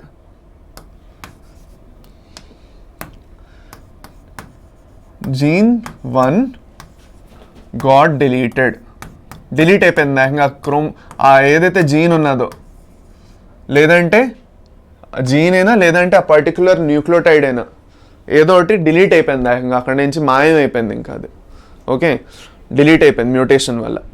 Okay, so this is known as what, deletion. Deletion అంటే క్రోమోజోమల్ పార్ట్ ఏకంగా డిలీట్ అయిపోవడం.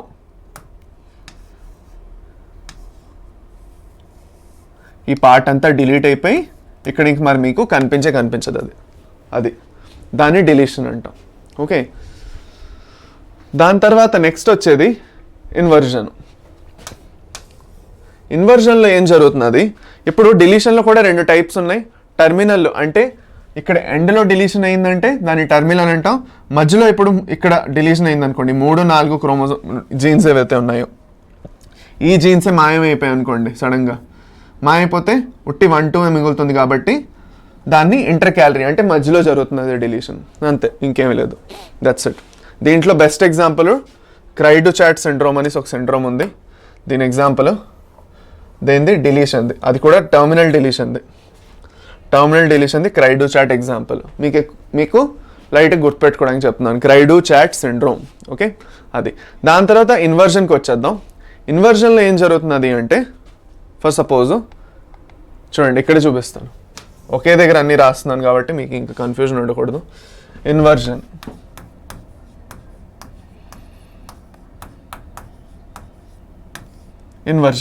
ఇన్వర్జన్లో ఏం జరుగుతున్నది, ఇప్పుడు క్రోమోజోమ్ ఇలా ఉంది. ఓకే, ఇక్కడ 1 2 3 4 ఉన్నాయి, 4 జీన్స్ ఉన్నాయి.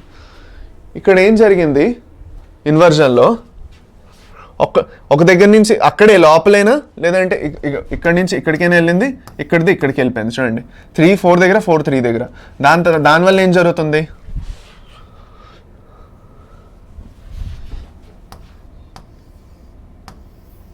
ఇక్కడ 1 2 ఇలాగే ఉంటాయి, కాకపోతే ఇక్కడ 4 వచ్చేసి ఇక్కడ 3 వచ్చేస్తుంది. సో ఇన్వర్ట్ అవుతున్నది, ఇక్కడిది అక్కడ అవుతున్నది, అంతే తేడా. ముందు దాంట్లో పూర్తిగా డిలీట్ అయిపోయింది అది జీను. ఇక్కడ ఏమవుతున్నది అంటే ఇక్కడిది ఇక్కడికి వెళ్తున్నది, ఇలాగా ఎక్స్చేంజ్ అవుతున్నది అనమాట. దాన్ని ఇన్వర్జన్ అంటాం. Okay, so this is known as inversion. ఇప్పుడు ఇన్వర్జన్లో కూడా 2 రకాలు ఉన్నాయి. ఓకే, ఫర్ సపోజ్ ఇక్కడ జరిగింది కాబట్టి దీన్ని పెరిసెంట్రిక్ అంటాం. ఇక చూడండి, దీన్ని పెరిసెంట్రిక్ అంటాం, సారీ దీన్ని పారాసెంట్రిక్ అంటాం. 6 నుంచి ఇక్కడ చూడండి,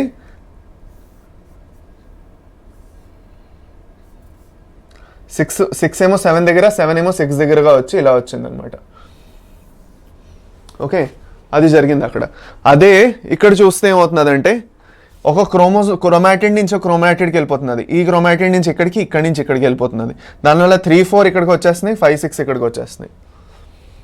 అది జరుగుతున్నది. అలా అయితే దాన్ని పెరిసెంట్రిక్ అంటాం. అదే ఒకే క్రోమోజోమల్ ఆమ్లో జరిగితే దాన్ని పారాసెంట్రిక్ అంటాం, అంతే తేడా దీంట్లోని. Okay, fine. అది ఇక్కడ అందుకే వాళ్ళు అంటున్నారు సెంట్రోమియర్ కూడా మారుతున్నది అంటున్నారు. అంటే సెంట్రోమియర్ ఇలా అయిపోతున్నది, పూర్తిగాను ఇలా పూర్తిగా మారిపోతున్నది. ఇక్కడ ఉన్నది ఇక్కడికి, ఇక్కడ ఉన్నది ఇక్కడికి, ఇలాగ పూర్తిగా ఇలా ఒక రౌండ్ కొడుతున్నది అనమాట, 360 డిగ్రీ టర్న్ కొడుతున్నది. సరేనా, అది. నెక్స్ట్ వచ్చేది డూప్లికేషన్. డూప్లికేషన్లో చాలా ఈజీ, పెద్దగా ఏమీ లేదు. ఇక్కడ క్రోమోజోమ్ ఉన్నది మీకు ఈజీగా కనిపిస్తుంది. 1 2 3 4 క్రోమోజోమ్ ఉంది, 5 6 7 8 ఇక్కడ 8 జీన్స్ ఉన్నాయి. ఇప్పుడు ఈ కిందన ఉన్న వాటిలో 8 జీన్స్ మళ్ళీ ఇంకొకసారి డూప్లికేట్ అయిపోయింది. సో ఇంకొకటి ఎక్స్ట్రా పూర్తిగా క్రోమోజోమ్ ఆమ్ వచ్చింది ఏకంగా. ఇక్కడ క్రోమాటిడ్ ఉంది, ఇక్కడ ఎక్స్ట్రా క్రోమాటిడే వచ్చేసింది పూర్తిగా. దాన్ని మనం ఏమంటాం, డూప్లికేషన్ అంటాం. లేదంటే ఓ రెండు జీన్స్ కూడా రావచ్చు, 7 8 మాత్రం కూడా రావచ్చు, అలాగైనా జరగచ్చు. సో డూప్లికేషన్లో ఏం జరుగుతుందో అంటే ఒక ఎక్స్ట్రా కాపీ ఫామ్ అయిపోతుంది. ఇది మీరు గుర్తుపెట్టుకోవాలి, ఎక్స్ట్రా కాపీ ఒకటి ఫామ్ అయిపోతుంది. దీని best example bar eye character in Drosophila. Okay, due to the duplication of X క్రోమోజోమ్లోని ఏం జరుగుతున్నది, డూప్లికేషన్ జరిగిపోవడం వల్ల బారై క్యారెక్టర్ని ఒక క్యారెక్టర్ వచ్చేస్తుంది డ్రోసోఫిల్లాలో. అది మీకు ఒక ఎగ్జాంపుల్, అది అనమాట. ఇప్పుడు ఇంకో విషయం, లీథల్ జీన్ ఇవన్నీ మీకు అనవసరం, మీరు కన్ఫ్యూజ్ అవుతారు అంతే. డూప్లికేషన్లో ఇది జరుగుతున్నది. సో డూప్లికేషన్ ఇంకొకసారి నేను మీకు చూపించాలి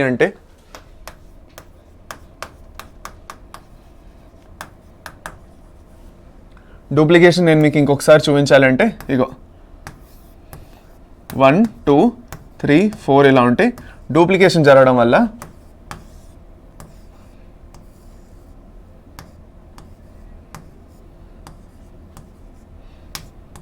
అది ఒక ఎక్స్ట్రా కాపీ ఫామ్ అయిపోతుంది. Extra copy.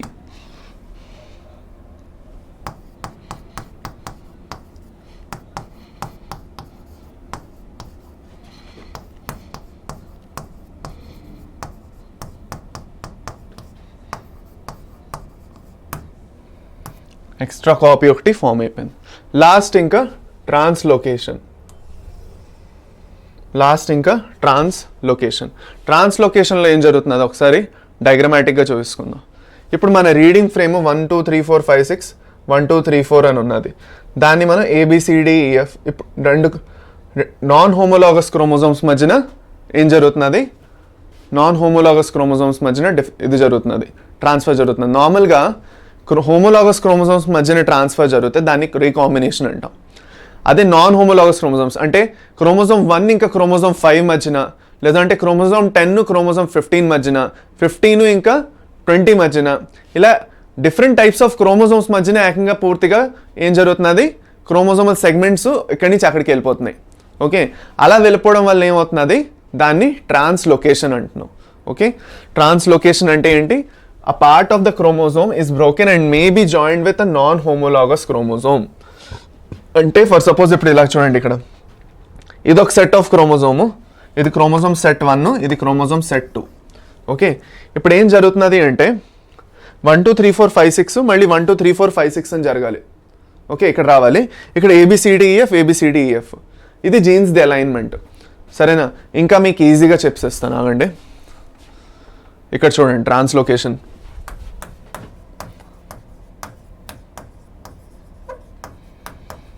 ట్రాన్స్లోకేషన్లో ఏం జరుగుతున్నదంటే ఫస్ట్ సపోజ్ ఇదొక జీన్ సెట్ ఉన్నది, ఇలాగా క్రోమోజోమ్స్ ఇలా ఉన్నాయి, 1 2 3 4 జీన్స్ ఉన్నాయి, ఇక్కడ కూడా 1 2 3 4 ఉన్నాయి.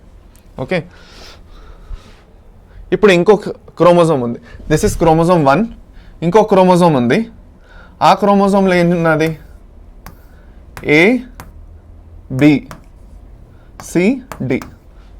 ABCD అనేసి 4 జీన్స్ ఉన్నాయి. ఓకే, ఇది క్రోమోజోమ్ నెంబర్ 1, ఇది క్రోమోజోమ్ నెంబర్ 5 అనుకుందాం. ఓకే, ఇప్పుడు ఏం జరిగింది అంటే ఈ 3-4 పార్ట్ ఏదైతే ఉందో, ఈ 3-4 పార్ట్ దీంట్లోకి వచ్చి యాడ్ అయిపోతున్నది. యాక్చువల్గా ఇక్కడికి వెళ్ళి ఇక్కడికి వెళ్ళి రీకాంబినేషన్ జరగచ్చు, ఫైన్, దట్ ఈస్ ఫైన్, అది నార్మల్గా జరుగుతుంది, అది మ్యూటేషన్ కూడా కాదు. కానీ ఇక్కడిది ఒక నాన్ హోమోలాగస్ క్రోమోజోమ్ దగ్గరికి వచ్చేయడం వల్ల ఇక్కడ ఏం జరుగుతున్నది ఫైనల్గా,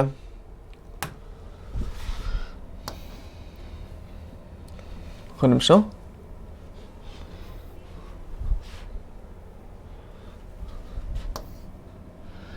ఇక్కడ AB బాగానే ఉంది, సారీ ఇక్కడ కూడా AB రావాలి కదా, ఒక్క నిమిషం, ఏమైంది ఎరేసర్,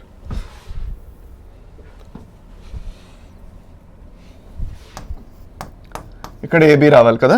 ఇప్పుడు ఈ AB ఏదైతే ఉందో ఇక్కడ చూస్తే మీరు ఏమవుతుంది, ఇక్కడ ఏబి బాగానే వచ్చింది, కానీ ఇక్కడ మాత్రం ఒక డిఫరెన్స్ వస్తుంది మీకు. 3, 4 ఇక్కడ వచ్చి యాడ్ అయిపోతున్నాయి. అలా యాడ్ అవ్వచ్చా నార్మల్గా? ఈ క్రోమోజోమ్ది యాడ్ అవ్వడం ఏంటి లాజిక్ లేకుండా? దాన్ని ట్రాన్స్లోకేషన్ అంటాం. ట్రాన్స్లోకేషన్ అంటే ఒక నాన్ హోమోలాగస్ క్రోమోజోమ్కి వెళ్ళి అటాచ్ అయిపోవడం. Okay, so non homologous chromosomes, exchange between non homologous chromosomes.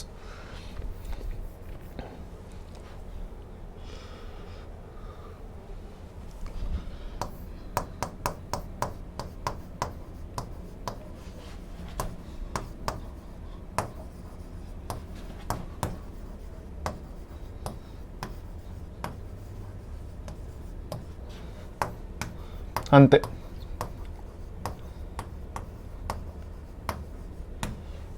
Exchange between non homologous chromosomes.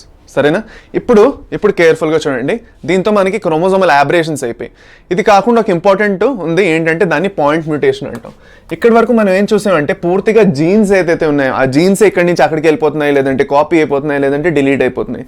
అదే ఒక సింగిల్ న్యూక్లియోటైడ్లో డిలీషను లేదంటే ఎక్స్ట్రా కాపీ రావడం అవన్నీ జరిగాయి అనుకోండి, దాన్ని మనం పాయింట్ మ్యూటేషన్ అంటాం.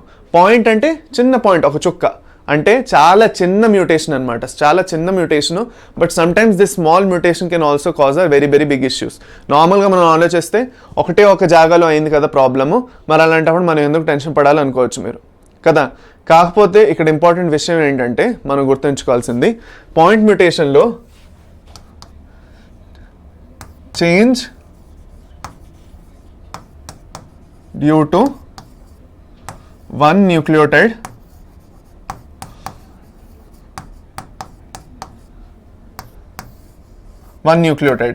Change due to one nucleotide. ఒక న్యూక్లియోటైడ్ చేంజ్ అవడం వల్ల ఏమవుతున్నది, ఓకే, పూర్తిగా రీడింగ్ ఫ్రేమ్లో చేంజ్ వచ్చేస్తున్నది.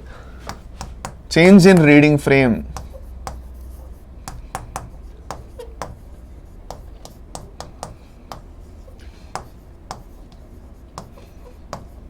ఈ రీడింగ్ ఫ్రేమ్ అంతా ఏదైతే ఉందో పూర్తిగా నేను మీకు చెప్పాను ఒకటి, అదే Ram is a good boy కాకుండా అక్కడ సడన్గా ఒక ఓ తీసేస్తే Ram is a god boy అని తయారైంది కదా ఆ వర్డ్, ఆ పూర్తి సెంటెన్స్ అలాగనమాట. సో రీడింగ్ ఫ్రేమ్లోనే మీకు చేంజ్ వచ్చేస్తున్నది పాయింట్ మ్యూటేషన్ జరిగినా కూడా. సో ఆ పాయింట్ మ్యూటేషన్లో మళ్ళీ 2 టైప్స్ ఉంటాయి మీకు, సబ్స్టిట్యూషన్ మ్యూటేషను ఇంకా ఫ్రేమ్ షిఫ్ట్ మ్యూటేషన్ అని 2 టైప్స్ ఉంటాయి. ఓకే, అది మెయిన్గా ప్రాబ్లం ఏమొస్తుందంటే ఇవేవైతే మనం పాయింట్ మ్యూటేషన్స్ చదువుతున్నామో ఈ పాయింట్ మ్యూటేషన్స్లో ప్రాబ్లం వచ్చేది ఎక్కడ అంటే ఇవి మనం ఈజీగా డిటెక్ట్ చేయలేం. బికాజ్ నార్మల్గా డిలీషను, ఇన్వర్జను, ఇంకా ఏదైతే డిలీషన్, ట్రాన్స్లోకేషన్ ఇవన్నీ ఏవైతే ఉన్నాయో పెద్ద సెగ్మెంట్ ఆఫ్ డిఎన్ఏ లేదంటే కొన్ని జీన్ సైట్ నుంచి అటు వెళ్ళిపోవడం వల్ల మనం ఈజీగా డిటెక్ట్ చేసేయగలం. కానీ ఇక్కడ ఒక్కొక్క న్యూక్లియోటైడ్ని మనం డిటెక్ట్ చేస్తూ కూర్చోలేం కాబట్టి పాయింట్ మ్యూటేషన్ని డిటెక్ట్ చేయడం చాలా ప్రాబ్లం అయిపోతుంది. ఓకే, దీంట్లో బెస్ట్ మనం సబ్స్టిట్యూషన్ ఇంకా ఫ్రేమ్ షిఫ్ట్ మ్యూటేషన్స్ చూసుకుందాం. సబ్స్టిట్యూషన్ మ్యూటేషన్లో ఏం జరుగుతున్నది అంటే ఒక పిరిమిడిన్ నుంచి 2 టైప్స్ ఆఫ్ జరుగుతాయి, ఒకటి ట్రాన్సిషన్స్ ఇంకా ట్రాన్స్వర్షన్స్ అని 2 జరుగుతాయి. సబ్స్టిట్యూషన్లో బేసిక్గా ఏం జరుగుతున్నది, ఒక నైట్రోజన్ బేస్ జాగాలో ఇంకో నైట్రోజన్ బేస్ వచ్చేయడం. నేను మీకు చూపించాను, జీ జాగాలో టీ వచ్చేయడం, లేదంటే సి జాగాలో ఏ వచ్చేయడం. ఓకే, అంటే అడినైన్ జాగాలో ఫర్ సపోజ్ గ్వానైన్ వచ్చేయడం, లేదంటే సైటోసిన్ జాగాలో థైమిన్, లేదంటే ప్యూరిన్స్ పిరిమిడిన్స్ మధ్యలో కూడా జరుగుతుంది. ఇప్పుడు ఒక ప్యూరిన్ ఇంకో ప్యూరిన్ రీప్లేస్ చేయడాన్ని దాన్ని ఏమంటాం, ట్రాన్సిషన్ అంటాం. ఓకే, ఇప్పుడు థైమిన్ ఉన్న జాగాలో సైటోసిన్ వచ్చేసింది అనుకోండి, దాన్ని ట్రాన్సిషన్ అంటాం. ఎడినైన్ ఉన్న జాగాలో గ్వానిన్ వచ్చింది అనుకోండి, దాన్ని ట్రాన్సిషన్ అంటాం. Just same type, purine to ప్యూరినే మారింది. అదే ప్యూరిన్ టు పిరిమిడిన్ లేదంటే పిరిమిడిన్ నుంచి ప్యూరిన్ మారిపోయింది అనుకోండి, దాన్ని ట్రాన్స్వర్జన్స్ అంటాం. అంటే సబ్స్టిట్యూషన్ అంటే ఏమిటి, ఒక జాగాలో ఇంకోటి. ఓకే, ఒక జాగాలో ఇప్పుడు సబ్స్టిట్యూషన్ అంటే మీరు క్రికెట్ చూస్తారు. ఓకే, మీరు క్రికెట్ చూసినప్పుడు ఏమవుతుంది, ఒక పర్టికులర్ ప్లేయర్కి ఏమైనా దెబ్బ తగిలింది అనుకోండి. ఓకే, దెబ్బ తగిలినప్పుడు సబ్స్టిట్యూషన్ ప్లేయర్ అనేసి ఇంకో ప్లేయర్ వస్తాడు ఆ జాగాలో ఆడడానికి. సో అక్కడ ఏం జరుగుతుందంటే ఆ ప్లేయర్ ఏ జాగాలో ప్లేయర్ బి వచ్చి ఆడుతున్నాడు. So the player B is substituting player A, replace చేయడం అనమాట. ఓకే, అక్కడ ఏమవుతున్నది, ఏ జాగాలో బి వచ్చి ఆడుతున్నాడు, ఇక్కడ కూడా అంతే ఏం జరుగుతున్నది, థైమిన్ జాగాలో సైటోసిన్ వస్తున్నది, లేదంటే అడినైన్ జాగాలో గ్వానిన్ వస్తున్నది అనుకోండి, అక్కడ సేమ్ టైప్ ఆఫ్ బేస్లో చేంజెస్ వస్తున్నాయి కాబట్టి పిరిమిడిన్ టు పిరిమిడిన్ మారింది, లేదంటే ప్యూరిన్ టు ప్యూరిన్ మారింది కాబట్టి దాన్ని ట్రాన్సిషన్ అంటాం. అదే pyrimidine to purine, purine to pyrimidine అయితే దాన్ని ట్రాన్స్వర్జన్స్ అంటాం. ఓకే, అది మీకు substitution mutation. Substitution mutation the best example sickle cell anaemia. Sickle cell అనీమియాలో ఏం జరుగుతున్నది అంటే ఒక సబ్స్టిట్యూషన్ మ్యూటేషన్ జరగడం వల్ల, పాయింట్ మ్యూటేషన్ అది కూడా, ఇట్స్ అ పాయింట్ మ్యూటేషన్, ఒకే ఒక న్యూక్లియోటైడ్లో చేంజ్ వస్తున్నది. ఇక్కడ ఏం జరుగుతున్నది, నార్మల్గా జీఏజీ ఇంకా సిటీసీ ఉండాలి, జీఏజీ ఇంకా సిటీసీ అని డిఎన్ఏలో ఇలా ఉండాలి. ఉంటే ఏమవుతుంది, ఒక ప్రోటీన్ వస్తుంది, గ్లూటమీన్ అనేసి ఒక ప్రోటీన్ వస్తుంది. దానివల్ల సరిగ్గా ఉంటే, అది బుద్ధిగా సరిగ్గా ఉన్నదనుకోండి డిఎన్ఏ, అప్పుడు దాని నుంచి వచ్చిన ప్రోటీన్ గ్లూటమిన్ ప్రోటీన్ అని వస్తుంది ఒకటి. అదే అక్కడ మ్యూటేషన్ జరిగిపోయింది అనుకోండి, ఎలాంటి మ్యూటేషను, అడినైన్ జాగాలో థైమిన్ వచ్చేసింది ఇక్కడ, అంటే ఒక ట్రాన్సిషన్ జరిగింది. బేసికలీ ఆ transition happened here. Transition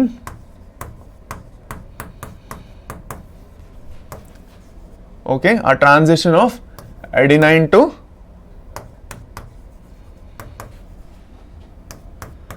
transversion కదా, ఒక నిమిషం, ఎందుకంటే ప్యూరిన్ నుంచి పిరిమిడిన్ అయిపోయింది కాబట్టి దాన్ని ట్రాన్స్వర్షన్ అంటాం.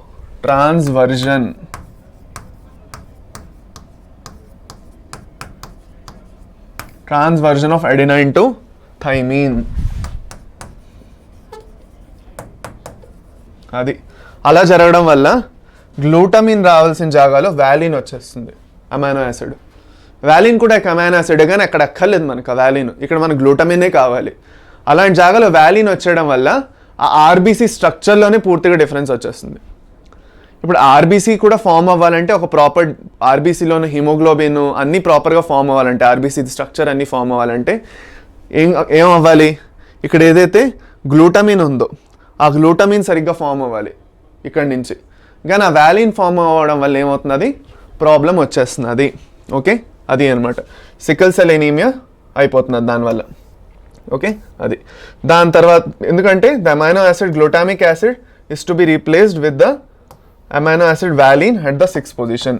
ఓకే, ఇక్కడ గ్లూటామిక్ యాసిడ్ రావాలి, కానీ గ్లూటామిక్ యాసిడ్ జాగాలో ఏం వచ్చేస్తున్నది,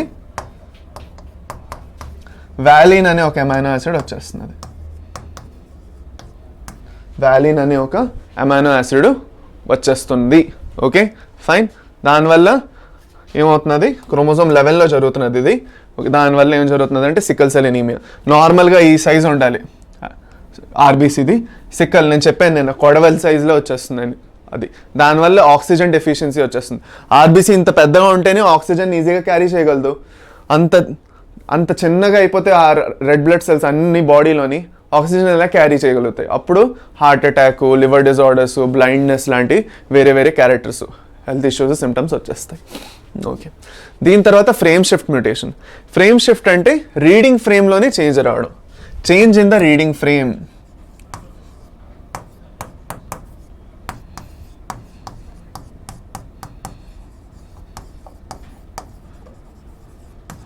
ఆ రీడింగ్ ఫ్రేమ్లో చేంజ్ రావడం వల్ల, దేనివల్ల, ఇప్పుడు ఫర్ సపోజ్ అక్రిడిన్, ప్రోఫ్లావిన్ ఇలాంటివి ఏవో డ్రగ్స్ ఉన్నాయి, అలాంటి డ్రగ్స్ వల్ల న్యాచురల్గా కూడా ఉండొచ్చేవి, లేదంటే మెడిసిన్స్ త్రూగా కూడా. ఓకే, ఏం జరుగుతుంది అంటే 1 or more నైట్రోజన్ బేసెస్ ఏమవుతాయి, పూర్తిగా చేంజ్ అయిపోతాయి, కంప్లీట్ చేంజ్ వచ్చేస్తుంది. ఓకే, సో ఆ కంప్లీట్ చేంజ్ వచ్చేయడం వల్ల ఏం జరుగుతుంది అంటే ఇక్కడ ఏం మెయిన్గా లాస్ ఆర్ అడిషన్, లాస్ అయినా అవ్వచ్చు, అడిషన్ అయినా అవ్వచ్చు, డిలీషన్ అయినా అవ్వచ్చు, లేదంటే డూప్లికేషన్ అయినా అవ్వచ్చు. అదే అక్కడ లాస్ అండ్ అడిషన్ అంటే డిలీషన్ అయినా అవ్వచ్చు, డూప్లికేషన్ అయినా అవ్వచ్చు. కానీ ఒక్కొక్క న్యూక్లియోటైడ్ అక్కడ ఒక్కొక్క నైట్రోజన్ బేస్ గురించి మనం మాట్లాడుతున్నాం. సో అలా జరిగినప్పుడు ఏంటి, నార్మల్ రీడింగ్ ఫ్రేమ్ అంటే ఏటీజీ, ఏసీజీ, జిఏసీ ఇలా ఉండాలి. కాకపోతే ఏం జరిగింది, ఏటీజీ సిజీ నుంచి స్టార్ట్ అయిపోయింది. ఇక్కడ ఏ అనేది పోయింది, ఇక్కడ ఏమైంది, ఏ అనేది డిలీట్ అయిపోయింది. ఏ డిలీట్ అయిపోవడం వల్ల ఏటీజీ తర్వాత సిజీ, మళ్ళీ జీ ఇక్కడ ఇలా ఉండిపోయి ఇలా ప్రాబ్లం అయింది. ఇలా రీడింగ్ ఫ్రేమ్లో చేంజ్ వచ్చేసింది. ఆ చేంజ్ వచ్చేయడం వల్లే సిస్టిక్ ఫైబ్రోసిస్ అనేసి ఒక హెల్త్ ఇష్యూ వస్తుంది. Cystic fibrosis, thalassemia. సిస్టిక్ ఫైబ్రోసిస్లో ఏం జరుగుతుంది, నార్మల్గా చూడండి, ఇగో ఇక్కడ మీరు చూస్తే నార్మల్గా ఏసీజీ, ఏజీజీ, ఏసీయు ఇలా నార్మల్గా ఉంది. ఇది మనకు ఓకే.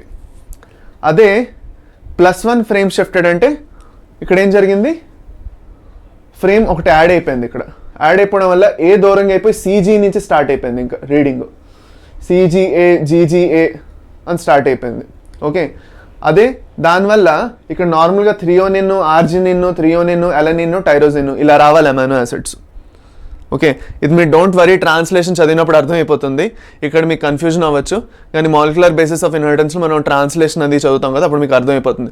3 సెట్స్ ఆఫ్ న్యూక్లియోటైడ్స్ నుంచి ఒక అమైనో యాసిడ్ వస్తుంది అనమాట. వీటిని కోడాన్ అంటాం మనం, మీరు చదువుకుంటారు కోడాన్స్ అనేసి, అమైనో యాసిడ్స్వి. Okay, so don't worry. So ఇది ఇక్కడ ఏమవుతున్నదంటే ఫ్రేమ్ షిఫ్ట్ అవుతున్నది. అక్కడ ఇంకొకసారి నేను మీకు ఫ్రేమ్ షిఫ్ట్ మ్యూటేషన్ అది ఎక్స్ప్లెయిన్ చేస్తాను, సో టెన్షన్ పడకండి. ఓకే, సరే.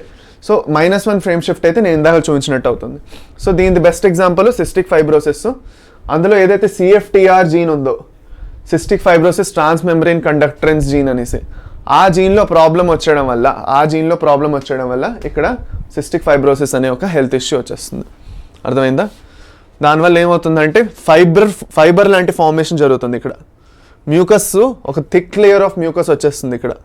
ఓకే, దానివల్ల ఏం జరుగుతుంది అంటే ఈజీగా ఇక్కడ నార్మల్గా ట్రాన్స్ఫర్ జరుగుతున్నాయి మాలిక్యూల్స్ది, ఇక్కడ మాలిక్యూల్స్ ఈజీగా ట్రాన్స్ఫర్ అవ్వలేకపోతున్నాయి. అది చేంజ్. సో సిస్టిక్ ఫైబ్రోసిస్ గురించి ఇంకొకసారి నేను మళ్ళీ ఎక్స్ప్లెయిన్ చేస్తాను. జస్ట్ ఒక ఎగ్జాంపుల్గా గుర్తుపెట్టుకోండి బాబు. Frame shift mutation example cystic fibrosis, substitution mutation example ఏంటి, సికిల్ సెల్ అనీమియా. అంతే, చాలు, దానికన్నా ఎక్కువ ఇంకేం లేదు. మ్యూటాజెన్స్ అంటే ఏమిటి? ఓకే, మ్యూటాజెన్స్ అంటే ఇప్పుడు నార్మల్గా ఆల్రెడీ మ్యూటేషన్స్ నేను చెప్పాను న్యాచురల్గా జరుగుతూనే ఉంటాయని. అలా కాకుండా కొన్ని కెమికల్స్ త్రూగా, వేరే మెథడ్స్ త్రూగా మ్యూటేషన్స్ చేయడానికి ట్రై చేస్తే దాన్ని ఏంటంటాం, కెమికల్ మ్యూటేషన్స్ అంటాం. ఆ కెమికల్ మ్యూటేషన్స్ దేని త్రూగా జరుగుతున్నాయి వాటిని కెమికల్ మ్యూటాజెన్స్ అంటాం. సో దాంట్లో 2 టైప్స్ మళ్ళీ ఉంటాయి, ఫిజికల్, కెమికల్ కూడా ఉంటాయి. ఓకే, అంటే ఆర్టిఫిషియల్ మ్యూటేషన్స్.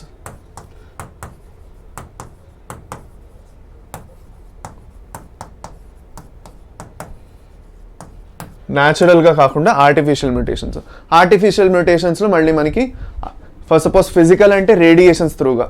ఓకే, చూడండి, ఫిజికల్స్లోని టెంపరేచరు, హై ఎనర్జీ రేడియేషన్స్ అవన్నీ వాడడం వల్ల జరుగుతాయి. X ray, beta rays, gamma rays, UV rays వల్ల చాలా మ్యూటేషన్స్ మన స్కిన్లోని లేదంటే ప్లాంట్స్లో కూడా జరగచ్చు. యూవీ రేసు కొంతవరకు మనకి useful. 3 types of UV rays ఉంటాయి, UVA, UVB, UVC అనేసి. దాంట్లో కొన్నే మనకి యూస్ఫుల్, మిగతావన్నీ హార్మ్ఫుల్. ఆ హార్మ్ఫుల్ యూవీ రేస్ వచ్చాయంటే మ్యూటేషన్స్ గ్యారంటీగా జరుగుతాయి. అవి ఆల్రెడీ జరగడం కూడా చూశారు. ఎందుకంటే ఓజోన్ లేయర్ డిప్లీషన్ అవుతున్నది కాబట్టి. ఎన్వైరన్మెంటల్ ఇష్యూస్లో చదువుకుంటాం అది మనం. దాని తర్వాత కెమికల్ మ్యూటాజెన్స్, కెమికల్స్ వాడితే మస్టర్డ్ గ్యాసు. ఓకే, దాని తర్వాత కార్బన్ టెట్రా సల్ఫైడు, దాని తర్వాత నైట్రస్ యాసిడ్. అవును, టొబాకో ప్లాంట్ నుంచి ఒక మ్యూటాజెన్ని ఎక్స్ట్రాక్ట్ చేస్తారు. ఇది మీరు నాకు కామెంట్స్లో చెప్పాలి. టొబాకో ప్లాంట్ నుంచి ఓకే నార్మల్గా ఒక మ్యూటాజెన్ ఉంటుంది. ఆ మ్యూటాజెన్తో ఏం చేస్తారంటే స్పిండల్ ఫైబర్ ఫార్మేషన్ని ఆపేస్తారు. ఓకే, ఆపేసి దాని త్రూగా మ్యూటేషన్ జరుగుతుంది. అదొక మ్యూటాజెన్గా వాడతారు. స్పిండల్ ఫైబర్ ఫార్మేషన్ ఆపేస్తే ఏం జరుగుతుంది, క్రోమోజోమల్ సెగ్రిగేషన్ రాకుండా ప్లాయిడీ చేంజ్ అయిపోతుంది. ఓకే, సో ఇది మీరు ఎవరు చెప్తారో కింద కమెంట్స్లో చెప్పండి నాకు, మీకు తెలిస్తే. ఓకే, అది దాంతో మ్యూటాజెన్స్ నేను చెప్పాను మీకు, ఇక్కడ ఉన్నాయి. రేడియేషను, సిగరెట్ స్మోక్లో ఉన్నాయి, కెమికల్స్, బార్బిక్యూ అవన్నీ చేయడం వల్ల మంచిది కాదు. అది కాకుండా బెంజాయిల్ పెరాక్సైడ్ అవన్నీ మీకు ఇన్ఫెక్షస్ ఏజెంట్స్. ఏవైతే నార్మల్గా వైరస్ వల్ల మ్యూటేషన్స్ జరుగుతున్నాయో, ఇవన్నీ క్యాన్సర్ కాజింగ్ వైరసెస్. వీటి వల్ల క్యాన్సర్ వస్తుంది. మ్యూటేషన్స్ వల్ల ఎక్కువగా క్యాన్సర్స్ అనేవి జరుగుతాయి. One of the biggest reasons for cancer is mutations. ఈజీగా చెప్పుకోవచ్చు, అది మ్యూటేషన్స్ జరగడం వల్ల క్యాన్సర్ అనేది జరుగుతుంది. Okay, fine. ఇక్కడతో మనం ఆపేసుకుందాం, ఎందుకంటే దీని తర్వాత పార్ట్ నేను మీకు నెక్స్ట్ క్లాస్లో చెప్తాను ఇంకా. ఓకే, ఇక్కడతో మనం ఆపేసుకుంటున్నాం ఇవాళ క్లాస్ని. Okay, we are stopping here and don't worry, will be extending. ఇప్పుడు దీని తర్వాత chromosomal disorders, Mendelian disorders, pedigree analysis అన్నీ నేను మీకు ఒకే క్లాస్లో కవర్ చేస్తాను. Okay, so till here we are done. Let's all meet in the next class. Telegram channel ఇంకా జాయిన్ అవ్వకపోతే జాయిన్ అయిపోండి వేరంగాను. టెలిగ్రామ్ ఛానల్ డెఫినెట్గా నెక్స్ట్ క్లాస్లో కలుద్దాం. ఇంకా మ్యాక్సిమం ఈ చాప్టర్ని ర్యాపప్ చేసేద్దాం నెక్స్ట్ క్లాస్ కల్లా. పెద్దగా ఏం మిగల్చాం మనం ఇంకా. Okay, so let's all meet in the next క్లాస్లో కలుద్దాం. బాయ్ స్టూడెంట్స్, మంచిగా అర్థమైంది అనుకుంటున్నాను. ఓకే, ఇంకొకసారి రివిజన్ చేసుకొని నెక్స్ట్ క్లాస్కి రండి. అప్పుడు ఏమవుతుందంటే మీకు ఈజీగా అర్థమవుతుంది. బాయ్, టేక్ కేర్, నెక్స్ట్ క్లాస్లో కలుద్దాం. ఓకే.